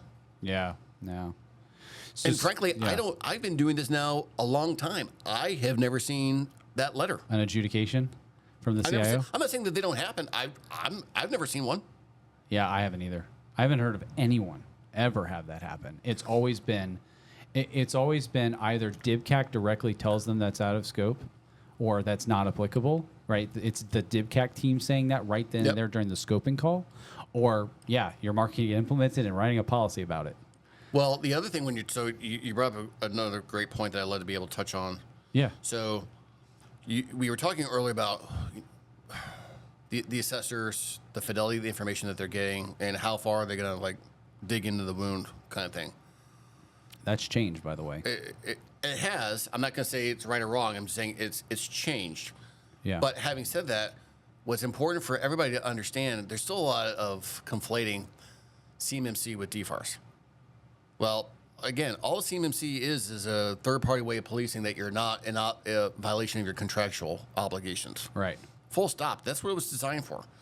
But there are clear differences between what that DFARS clause is saying you have to do versus what CMMC is designed to look for. 100%. So you could pass a CMMC assessment with flying colors and be in direct violation of DFARS 7012. You don't have the medium assurance certificate. Yep. Right? You're not storing copies of malicious software. Like, I'm curious what your thoughts are, but also for the listener to think about. Do you realize that if you have an incident or have a malware exploit that takes place, that you have to retain evidence of your investigation? Mm-hmm. You have to retain that. There's also a case. I can pull up the 7012 here, but I'm pretty sure it says you have to retain like a copy of the code, like a copy of the software, the malicious software, to be able to submit for investigation. So here's the challenge that I would see with that is I think that the government's understanding of how a breach is going to occur. This is a very fair point, I think. Is misguided. I don't want to say it's misguided. It's based on the information at the time when the spec came out. Because I can tell you right now, the fact that, now granted, if you had a ransomware event, okay. If you have a user that clicked a link and then they just they got scammed and they put the information out there, there's no code base to keep. Right. It is a case by case basis, but what the rule says, or what DFAR 7012 says, is two things. It says when the contractor or subcontractors discover and isolate malicious software in connection with a reported cyber event, submit the malicious software to DoD Cybercrime Center DC3 in accordance with the instructions provided by DC3. Do not sell the malicious software to the contracting officer. And then it says, when a contracting officer discovers a cyber incident that has occurred, the contractor shall preserve and protect images of all known affected information systems identified in paragraph C1I of this clause. So it's like if you have to your point about ransomware, like I have never heard somebody who, and I have talked to, clients that have had an incident, they reported it to DC3, but I've never heard of them saying that they submitted an image of a VHD or whatever it is that got compromised. I'm not either, but guess what? Another little tidbit is government contractors are critical infrastructure. They also have to notify CISO. Yeah. Yeah, I didn't really look too deep. I probably should have, but I didn't really look too deeply. But wasn't there something that came out from CISA relatively recently that was like a huge conflict with the reporting requirements of DFAR 7012? I still think that they're on 72-hour window. I know VA has a tighter window than that. It would be nice if they all got kind of like on the same page on the reporting period. And it was just one body that makes that decision. So they maybe revise 7012 or at least have 7012.2. Well, I mean, I will say, 7012, it's not like it's static. I mean, it's gone due through for an update. yeah, but it's gone through like a number of revisions, because I remember pointing out to the PMO office, like I think a year or two ago, when I went to the DFAR site for 7012, it was still making reference to 171 revision 1. Oh my gosh. So, and then they subsequently fixed it. Yeah. But the fact that it was like that for that period of time. But even more likely, because, to your point, the majority are going to be small, medium size. If you're a large system integrator, yeah, you got the team. You can do the forensics and stuff like that. More likely than not, though, the CNC shop that builds. They're going to. That does carpet for ships. Yeah. Or in the best case scenario, hey, Chubb. Hey, Beasley. Hey, Marsh McLennan. I just had a breach. I need your team. I'm executing my policy, and I need a response team. Okay, fine. Yeah. I've talked about that in other podcasts, so I'm not going to go too far down that rabbit hole. But once you get to that point where you're notifying DC3, I think DC3 is going to be interested to know, so this response team, yeah. Did you know that the third person on the team was not a U.S. citizen? No. So you're telling us that you let a non-U.S. citizen do forensics on a GovCon system? Really? So again, food for thought on there, because it's all in the SLA that you have with your underwriter, and you can insist upon that. May cost you a little bit more, but the devil's going to be in the details. There are some free resources out there, right? Like from CISA, for helping with even some of your implementations of 800-171. Not they don't tie it directly to 800-171, but you can use it. So I don't know if you've seen that in the wild. I did, and they came out with one that was designed not necessarily for 171, but they came out with a cybersecurity document for small business, and I want to say it was either 56 or was 156 pages. Let's just say, for sake of argument, it was 56 pages. Yeah, okay. Who's reading I feel pretty comfortable I know what I'm doing. Right. I'm not reading a 56-page document. So what's the chance that a small business owner is going to do this? Zero. Yeah. I thought, I can't remember what it was. I was at a conference and I saw a presentation on it, but they were talking about how they have actual incident response services at CISA. They do. So they Is this what you're referring to? So they do that. And also, by extension, the Army National Guard has services that can come out and do this as well.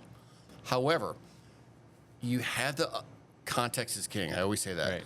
So even if you say, hey, CISA, I had an issue. I need your team to come out here. That's Great. How does 6 weeks from now look?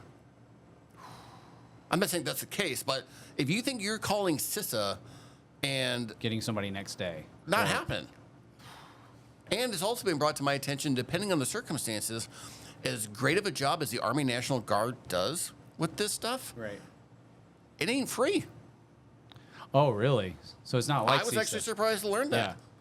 So, but yeah, I mean, CISA services are claimed to be like free resources for federal contractors. Right. So even if you're going to sit there, because they also offer, I think they'll come in and do like their own pen test or their own vulnerability assessment. that was part of the package that I saw. Right. But again, to your point, it's not happening the next day. Yeah, and when you have to report within 72 hours, yeah, I didn't think about that. It's like, how do you get them out there? How do you get them out there within 72 hours so that you can meet your DFAR 7012 obligation? The reality is, I mean, even if you have a top shelf insurance provider, we've learned great lessons with our clients under our CAMO program. Case in point, when I came on board and we did our first incident response test, we fired our insurance company.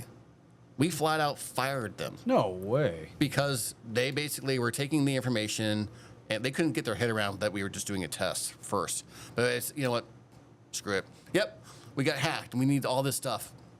Okay, and I got your number. Okay, so what are next steps? Well, I got your information and a member of our team will be contacting you tomorrow. And I literally said, wow. And she's like, wow good or wow bad? Wow, how are you still in business? I'm telling you my house is on fire and you're going to send the fire truck tomorrow?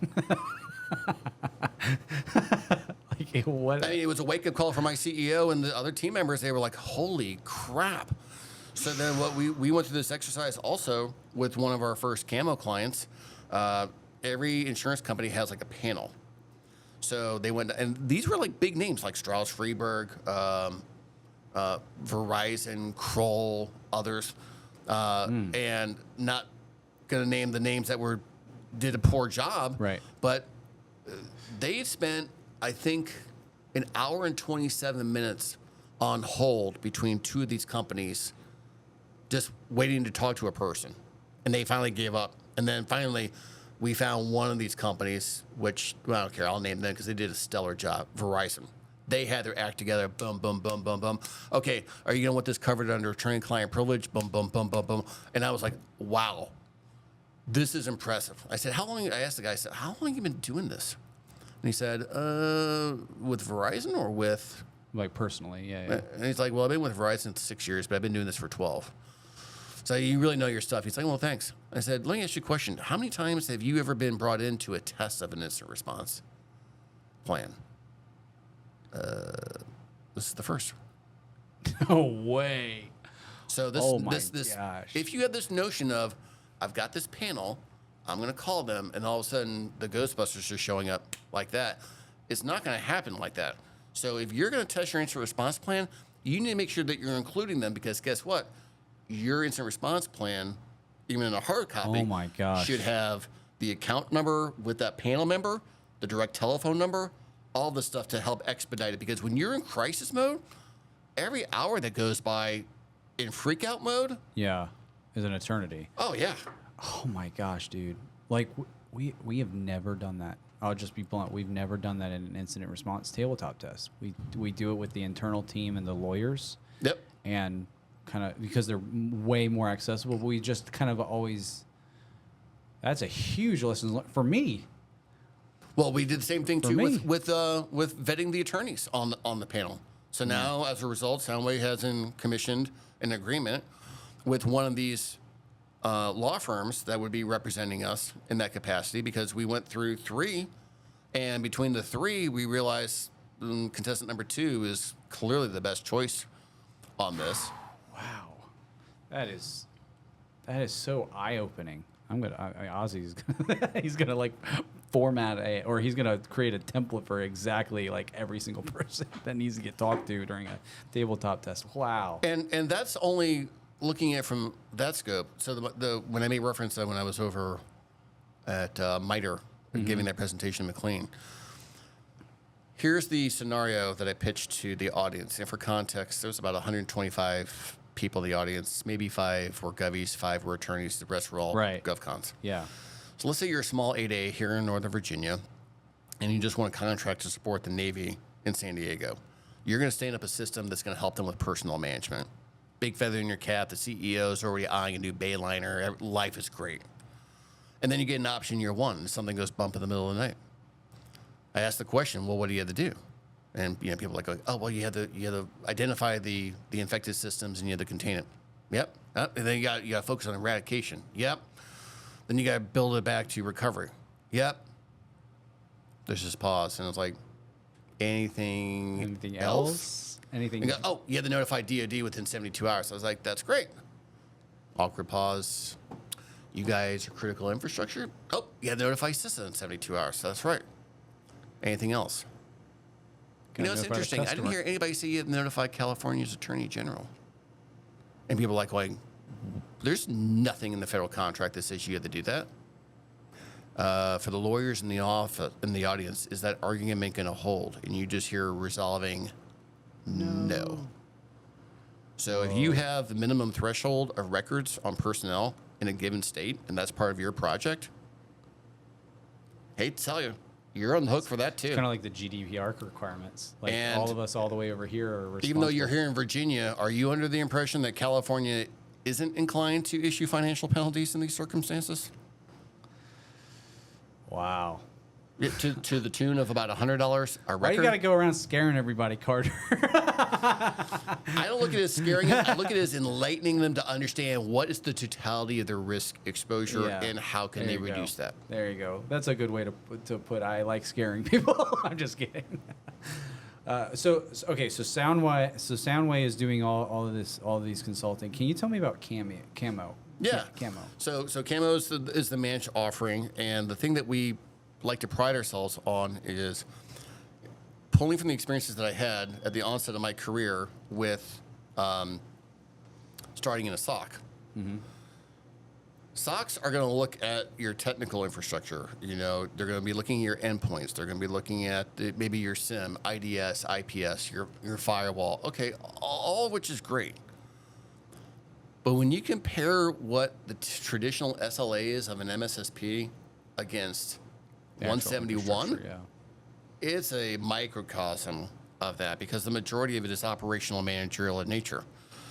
So we came up with this model where if they don't have GCC, we will get them the license. We don't profit on it. We get them our pricing. Or if they can get on their own, that's fine too. Yeah. We then basically take over as third-party administrators of their tenant. We configure it in a way that we know will conform with CMMC. We provide Tier 1, Tier 2 support for them in that capacity. And then it gets turned over to our security side of the house. So you have that clear separation of duties. And then in addition to that, each client gets a dedicated resource that's not only looking at these technical things, but they're also looking at, is your system security plan factually accurate? Are your policies and your processes aligned with what you're saying you're doing in your system security plan? If you have a specific cadence of, let's say, doing a vulnerability assessment, are you keeping up with that cadence? Right. And we kind of alleviated the need for that cadence because part of the offering also includes CrowdStrike Falcon with Spotlight that allows us to just do CAMO on all of the endpoints and in the servers themselves from a vulnerability management standpoint. And it also includes the pricing of a GRC tool like IntelliGRC, so that way our clients have that single pane of glass view on where they were, where they are, and what, if anything, still remains. Because it's not just about getting you to be compliant in conformance with CMMC, you have to stay there. Yes. So the majority of our clients, they don't have the technical expertise, and even if they have the expertise, they don't have the bandwidth to do it.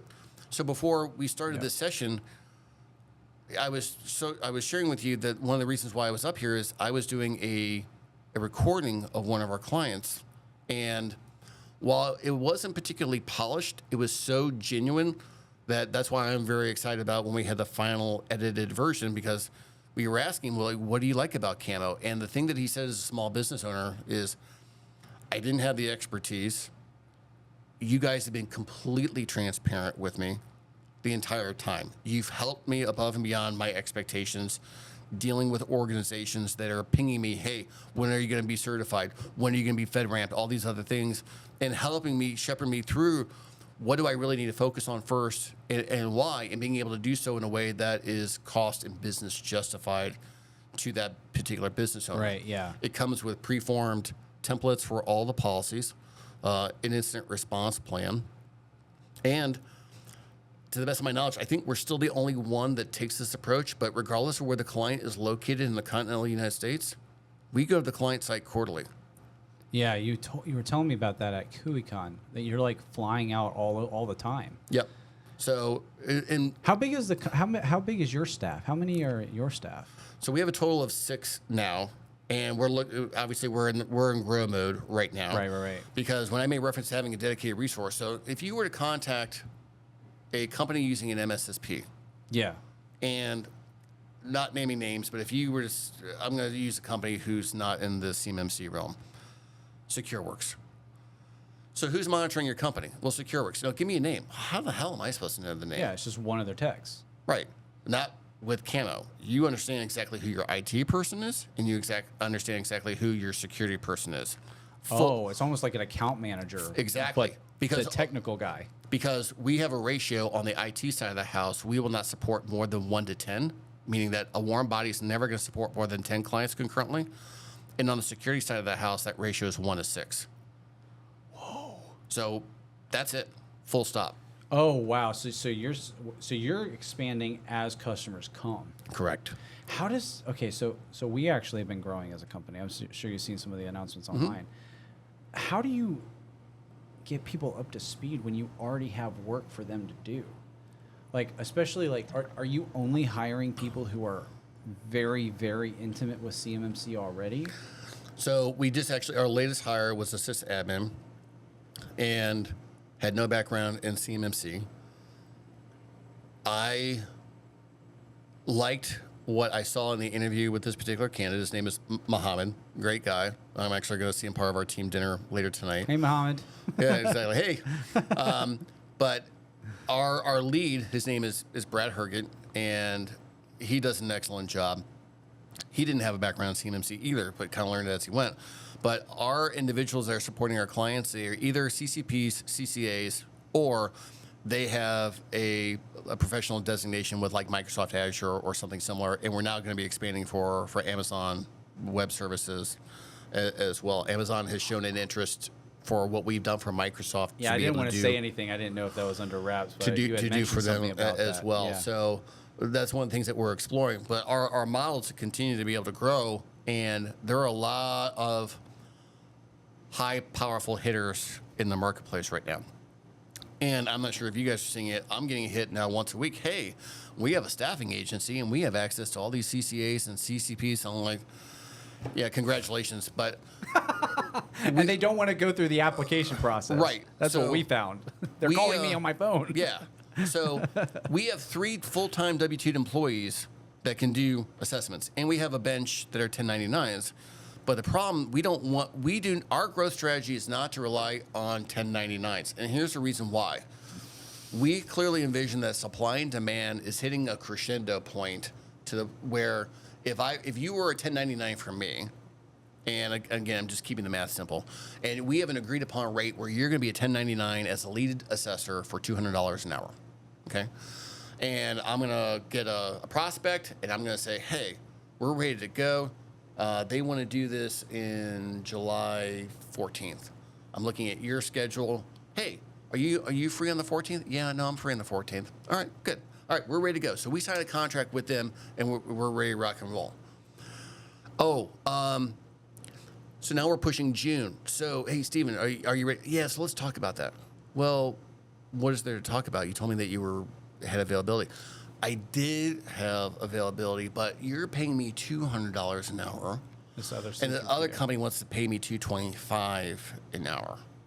So now I am between a rock and a hard place because I have a professional agreement giving a guarantee to a client at a certain rate and a certain period of performance that I can no longer abide by.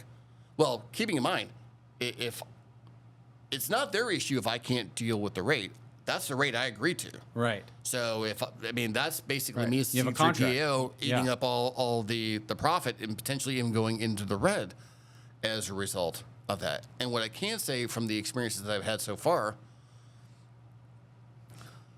not everybody's equal in this realm. They just aren't. We are seeing a wide array of skill sets and capabilities and experience in doing this.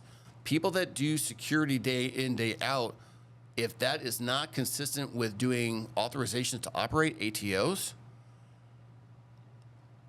there's a difference there that we have seen. Can you flesh that out a little bit more? So what do you mean by it's not consistent with an ATO? You mean like having RMF federal experience? Yeah, so if you don't have experience actually going through that, sit there and say, oh, well, I've done a SOC too. Well, good for you. It's not the same thing. It's not the same. Or you've done ISO. Okay, I'll give you that, maybe a little bit closer. But to the degree of specificity that you're going to be looking for to be able to qualify that objective is met or not met. Yeah, the adequacy and sufficiency criteria that we all know and love. Now, make no mistake, there are a lot of heavy hitters out there that are awesome. But to sit there and think that out of several hundred that there aren't, hey, they just got into this. Yeah. There's definitely learning curves that we're seeing there. Yeah, we for myself, we've been so swamped that I haven't gotten my CCA yet, but I'm planning on getting it. And once I do get it, that's one of the reasons why we've been holding off on anything to where I would be sitting in on an assessment as an assessment team member or anything like that. Because I've been through plenty of actual, on the customer side, assessments supporting them. So, but that was pain that I had to go through to be able to understand some of the things that C3POs are expecting. The frustrating part is when you go through 4, 5, 6, 7 different assessments and you have a different experience every time you do it. Oh, yeah. Why is that the case, Carter? I mean, other than just human subjectivity. That's it. It's human subjectivity. Yeah. And I will say, when I took my CCA course from Edwards,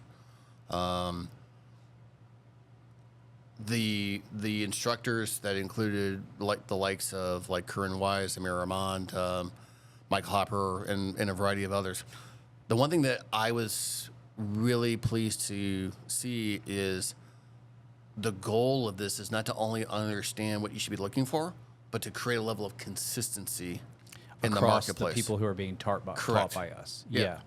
So I think that, given the fact that now there are some models where it's a little bit more on demand than boot camp style and stuff like that, and I think that maybe that might be a contributing factor potentially. Yeah. I don't have enough data to be able to give you a really qualified, educated decision on why is there so much of a difference, but I think that candidly it's to be expected in the first couple of years, and that's why while we have W-2s and we have 1099s in this capacity, part of our growth strategy, I'm not hiring the CCA that has 15 years of experience.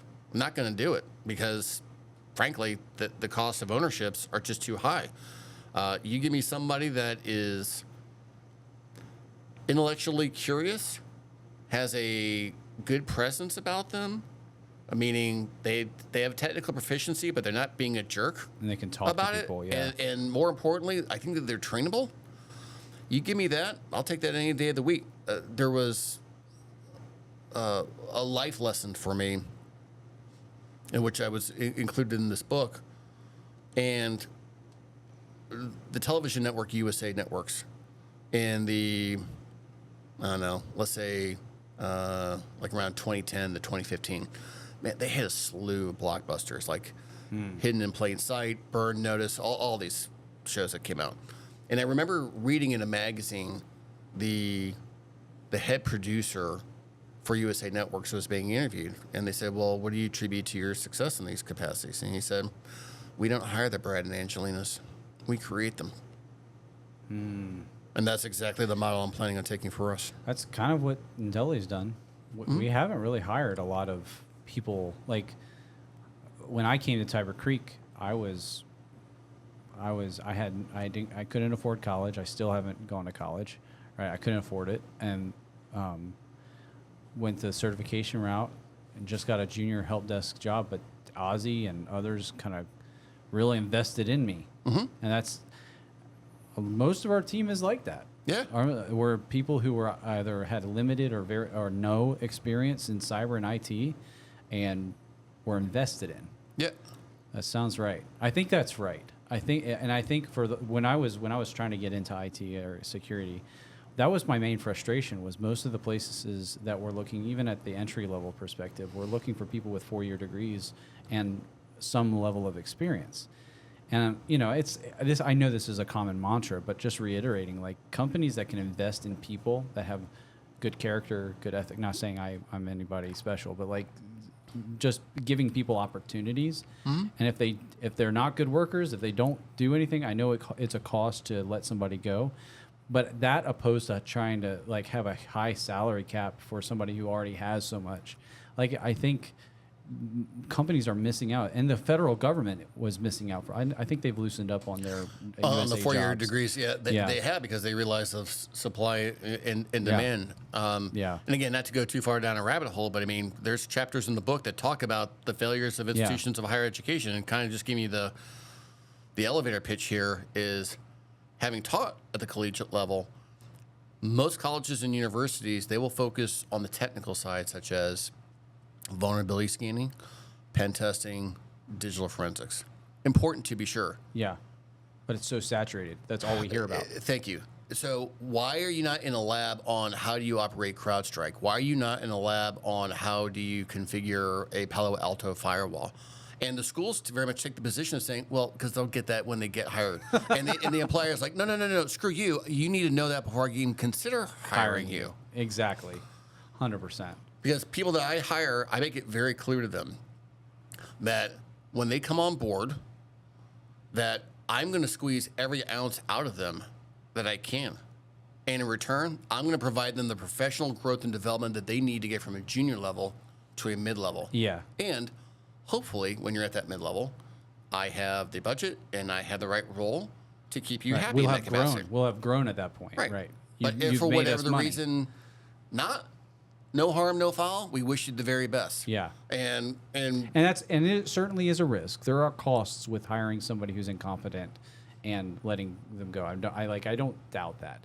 But I think it's the risk of trying to hire somebody who has 15 years of experience but comes in and can't perform at all is a much bigger detriment, like what you just said. So no, I agree. So like what you're doing here right now, fantastic. That's a skill set, though. That's not a skill set that, if you were to look at the NICE framework, doing podcasts, being a DJ, no, not in the framework for National Institute of Cyber Education. Right. But those are the things, like one of the things that I did with my team when it was just the two people on my security side of the house. I gave them a task. I gave them a topic. Basically, here's what the results were of the security assessment. And in 30 days, you're going to be presenting to me. I said, guys, you've been in executive briefings with me. You're going to be briefing me. And they were both like, 30 days? Like, yeah, so you got plenty of time. And the youngest guy, I mean, he was just like boom, boom, boom, boom, boom, boom, boom. And the other one that was much older, I mean, was struggled. Struggling, and using clip art stuff, just like, and guys, so now you understand. You see me on stage, it's not as easy as you may think that. They're like, oh my God, this was so hard. But as a result of that, and then we did it again, both of them are at a point where, like, if I'm sick and I can't speak, I would feel comfortable asking them to go in my place. That's super relevant too, because like Ozzy was going to be speaking at CMMC Day, and he can't make it now, and so now I'm going in his place, and I've never spoken on stage. I've only done things behind a webcam, and so like I'm interested to see how that goes, because like you're right, that is a skill set. Training people up to take your place, so that takes the onus off of your shoulders, and you can do other things. Like Ozzy, he's trying to lead this company to success. I mean, that's how you have to do it. And if you're doing that with 20, 30-year-old or 20, 30 experienced people who are cocky and arrogant and aren't willing to learn, it's a whole lot different. I'm not saying I'm not arrogant. I'm not have problems. No, but your point is taken. And also the other thing, when you're talking about the portfolio of C3PAs that are out there, the lion's share are not large. Yeah. I mean, they're like micro-sized companies. Yeah. And it's the old adage,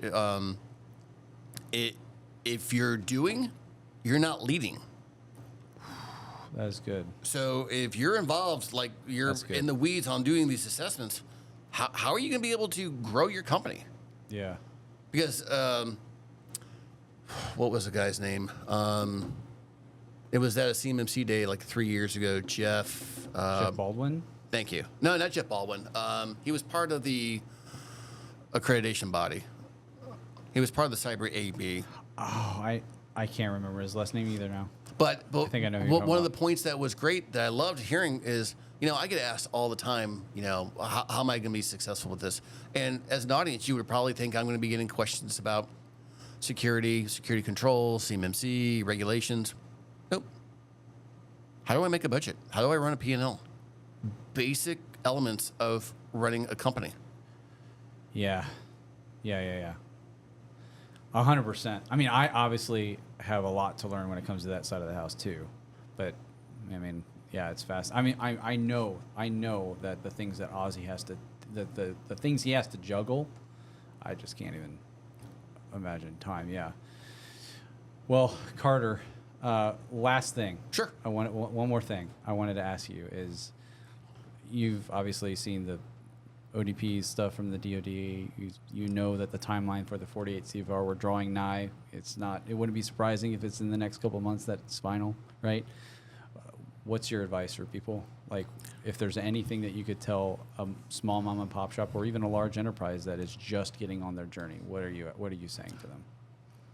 I would say to them, give yourself, especially as of end of April 2025, there were always theories of you need an 8 to a 10 month runway. You're going to have to give yourself probably a 12 to a 16 month runway. And here's the reason why. Because now that you're making this a focus, you're not contending with one guidance document. Oh, yeah.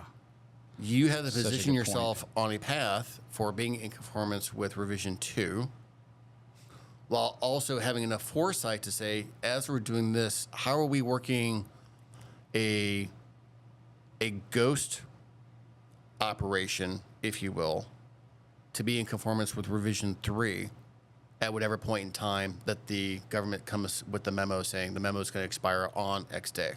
Because I was just having a discussion with my CEO about this. I have absolutely no idea how the government is going to do that. Not saying it negatively. Yeah. I just don't know how they're going to do it. When the memo came out, it's not like people knew that the memo was coming out for it's going to be a full stop. You're holding it R2 until we tell you further. Right. Okay. So does that mean that another memo is going to come out and say, oh, by the way, Rev 3? Or are they going to say 6 months from the date of this Rev 3 and giving them ample time to be able to do that? Because you have ODPs, a memo came out of ODPs that applies to Rev 3. Right. In the assessment template, in this newest version that assessors use to upload into EMAS, there's a selector, Rev 2 or Rev 3. Now, I already posed a question and being told, no, it's Rev 2. Okay, but if the government is putting Rev 3 as a selection, even if you're not using it, how soon is that? And the ODPs for Rev 3 are now out. Again, I like say this tongue-in-cheek. It shouldn't take a former homicide cop to connect the dots on this one. Yeah. Oh, my gosh. Because, I mean, I think the hint that everybody's getting is, guys, get ready. But I think the assumption that most people have, I wonder if you agree with this, is that it's going to take another round of rulemaking for it to become Rev 3. Because DFAR 7012 is whatever revision is in play. But the final rule is specifically Rev 2. I mean, it says that in the language of the... Yeah, it does say that. But again, that's going to be applicable for DoD. What about all the federal civilian agencies? Yeah, this is a good point. And how many of those companies are limited to just doing DoD versus Department of Interior, Homeland Security, FBI? Energy, all those guys. Because unless you are working on the networks over on Capitol Hill, you're subject to it. Yeah. Even it came to learn Library of Congress is not subject to FISMA because it's Congress. It's not part of the executive branch. Yeah. So there's some interesting constructs there. But again, my strongest recommendation is don't think you're going to do this on your own. And please don't take the position of relying upon, are you secure? Yeah. Well, how do you know? My IT person told me so. It's not how this works. It's not how this works. This is arguably the first doctrine in industry that is so driven by independent, objective evidence. Yeah. So focusing on coming up with the game plan on how you're going to tackle Rev 2, but again, simultaneously giving thought to Rev 3 is on the horizon. Maybe it's 6 months, maybe it's a year, maybe it's 4 years. Who knows? But at the end of the day, you have to be positioned to sit there and say, is there a way that I can maximize my investment strategy while pursuing Rev 2, while simultaneously meeting the objectives for Revision 3? Because remember, there's 3 additional families that are in there. And one of the things that I really found interesting, I would love to have a talk with any govies that might be interested in having a talk with me on this. I love the fact that one of the ODPs it's not just you do a background investigation and you're one and done. Now it's, there's an expectation that it's not a one and done. Now, granted, if you have a clearance. Yeah. You're already being checked out by the government, but a rescreening requirement. But if you have, as an example, somebody that's on board, they don't have a clearance yet. So, like at Soundway, I mean, we're doing a national agency check, state, local, all that kind of stuff. But if something is brought, the way it's written is if there's a material event, like maybe the person comes and says, well, I got a DUI or something like that. But that's going to be a rescreening process is going to be dictated then as the ODP at that point in time. Whereas I think that maybe some more prescriptive guidance is going to be necessary and preferred. And actually, one of the things that Soundway did a couple of years ago, and it's available on our website, we came up with a personnel security rubric that we have already pre-populated, but you can tailor it however you want. Right, yeah. Because as an example, does the fact that somebody got a DUI mean that they're a risk for exfiltration of CUI? Probably not. If somebody got arrested and convicted of check kiting at age 20 and they're now 42 and they're CFO, maybe that's more of a weighted balance in there. Right. But now you have the ability to be able to say, if this is the condition, here's the escalation of what the ramifications are. And now you have an objective way of being able to do it. So in that way, if for whatever the reason, Steve gets upset because Kelly kept her job, but he's getting canned, and he knows that Kelly did something. Well, based on our objective model here, we have legal grounds to be able to defend why we're keeping her and letting you go. Right. It's super interesting, Carter. I really your whole story and all this insight is like, man, I think I could talk to you forever. I do think I could, but Carter, I know. We've been going for almost 2 hours, well, 2.5 hours. Yeah, but I appreciate you coming on, man. And can you let people know how they can get in contact with you and reach out to you or Soundway? Yeah, sure. So the website is Soundway, SOUNDWAY, consulting.com. We're actually going through a number of revisions right now on the website for SEO. Having said that, the best way to inquire is just send an email to CMMC@soundwayconsulting.com, or you can reach out to me on LinkedIn Oddly enough, there was another Carter Schoenberg out there, but you have a choice of narrowing it down to 2 in the entire world. Now, is this other person in CMMC world? No. Just kidding. That would be really crazy. Nope. And I'm in my 50s. This person, I think, is now in the early 20s. So there's probably a lot more hair, probably a lot better looking. Oh, I don't know about that last part. No, I'm just kidding. Carter, thanks so much, man. Oh, absolutely. Thanks for having me. All right. Bye now.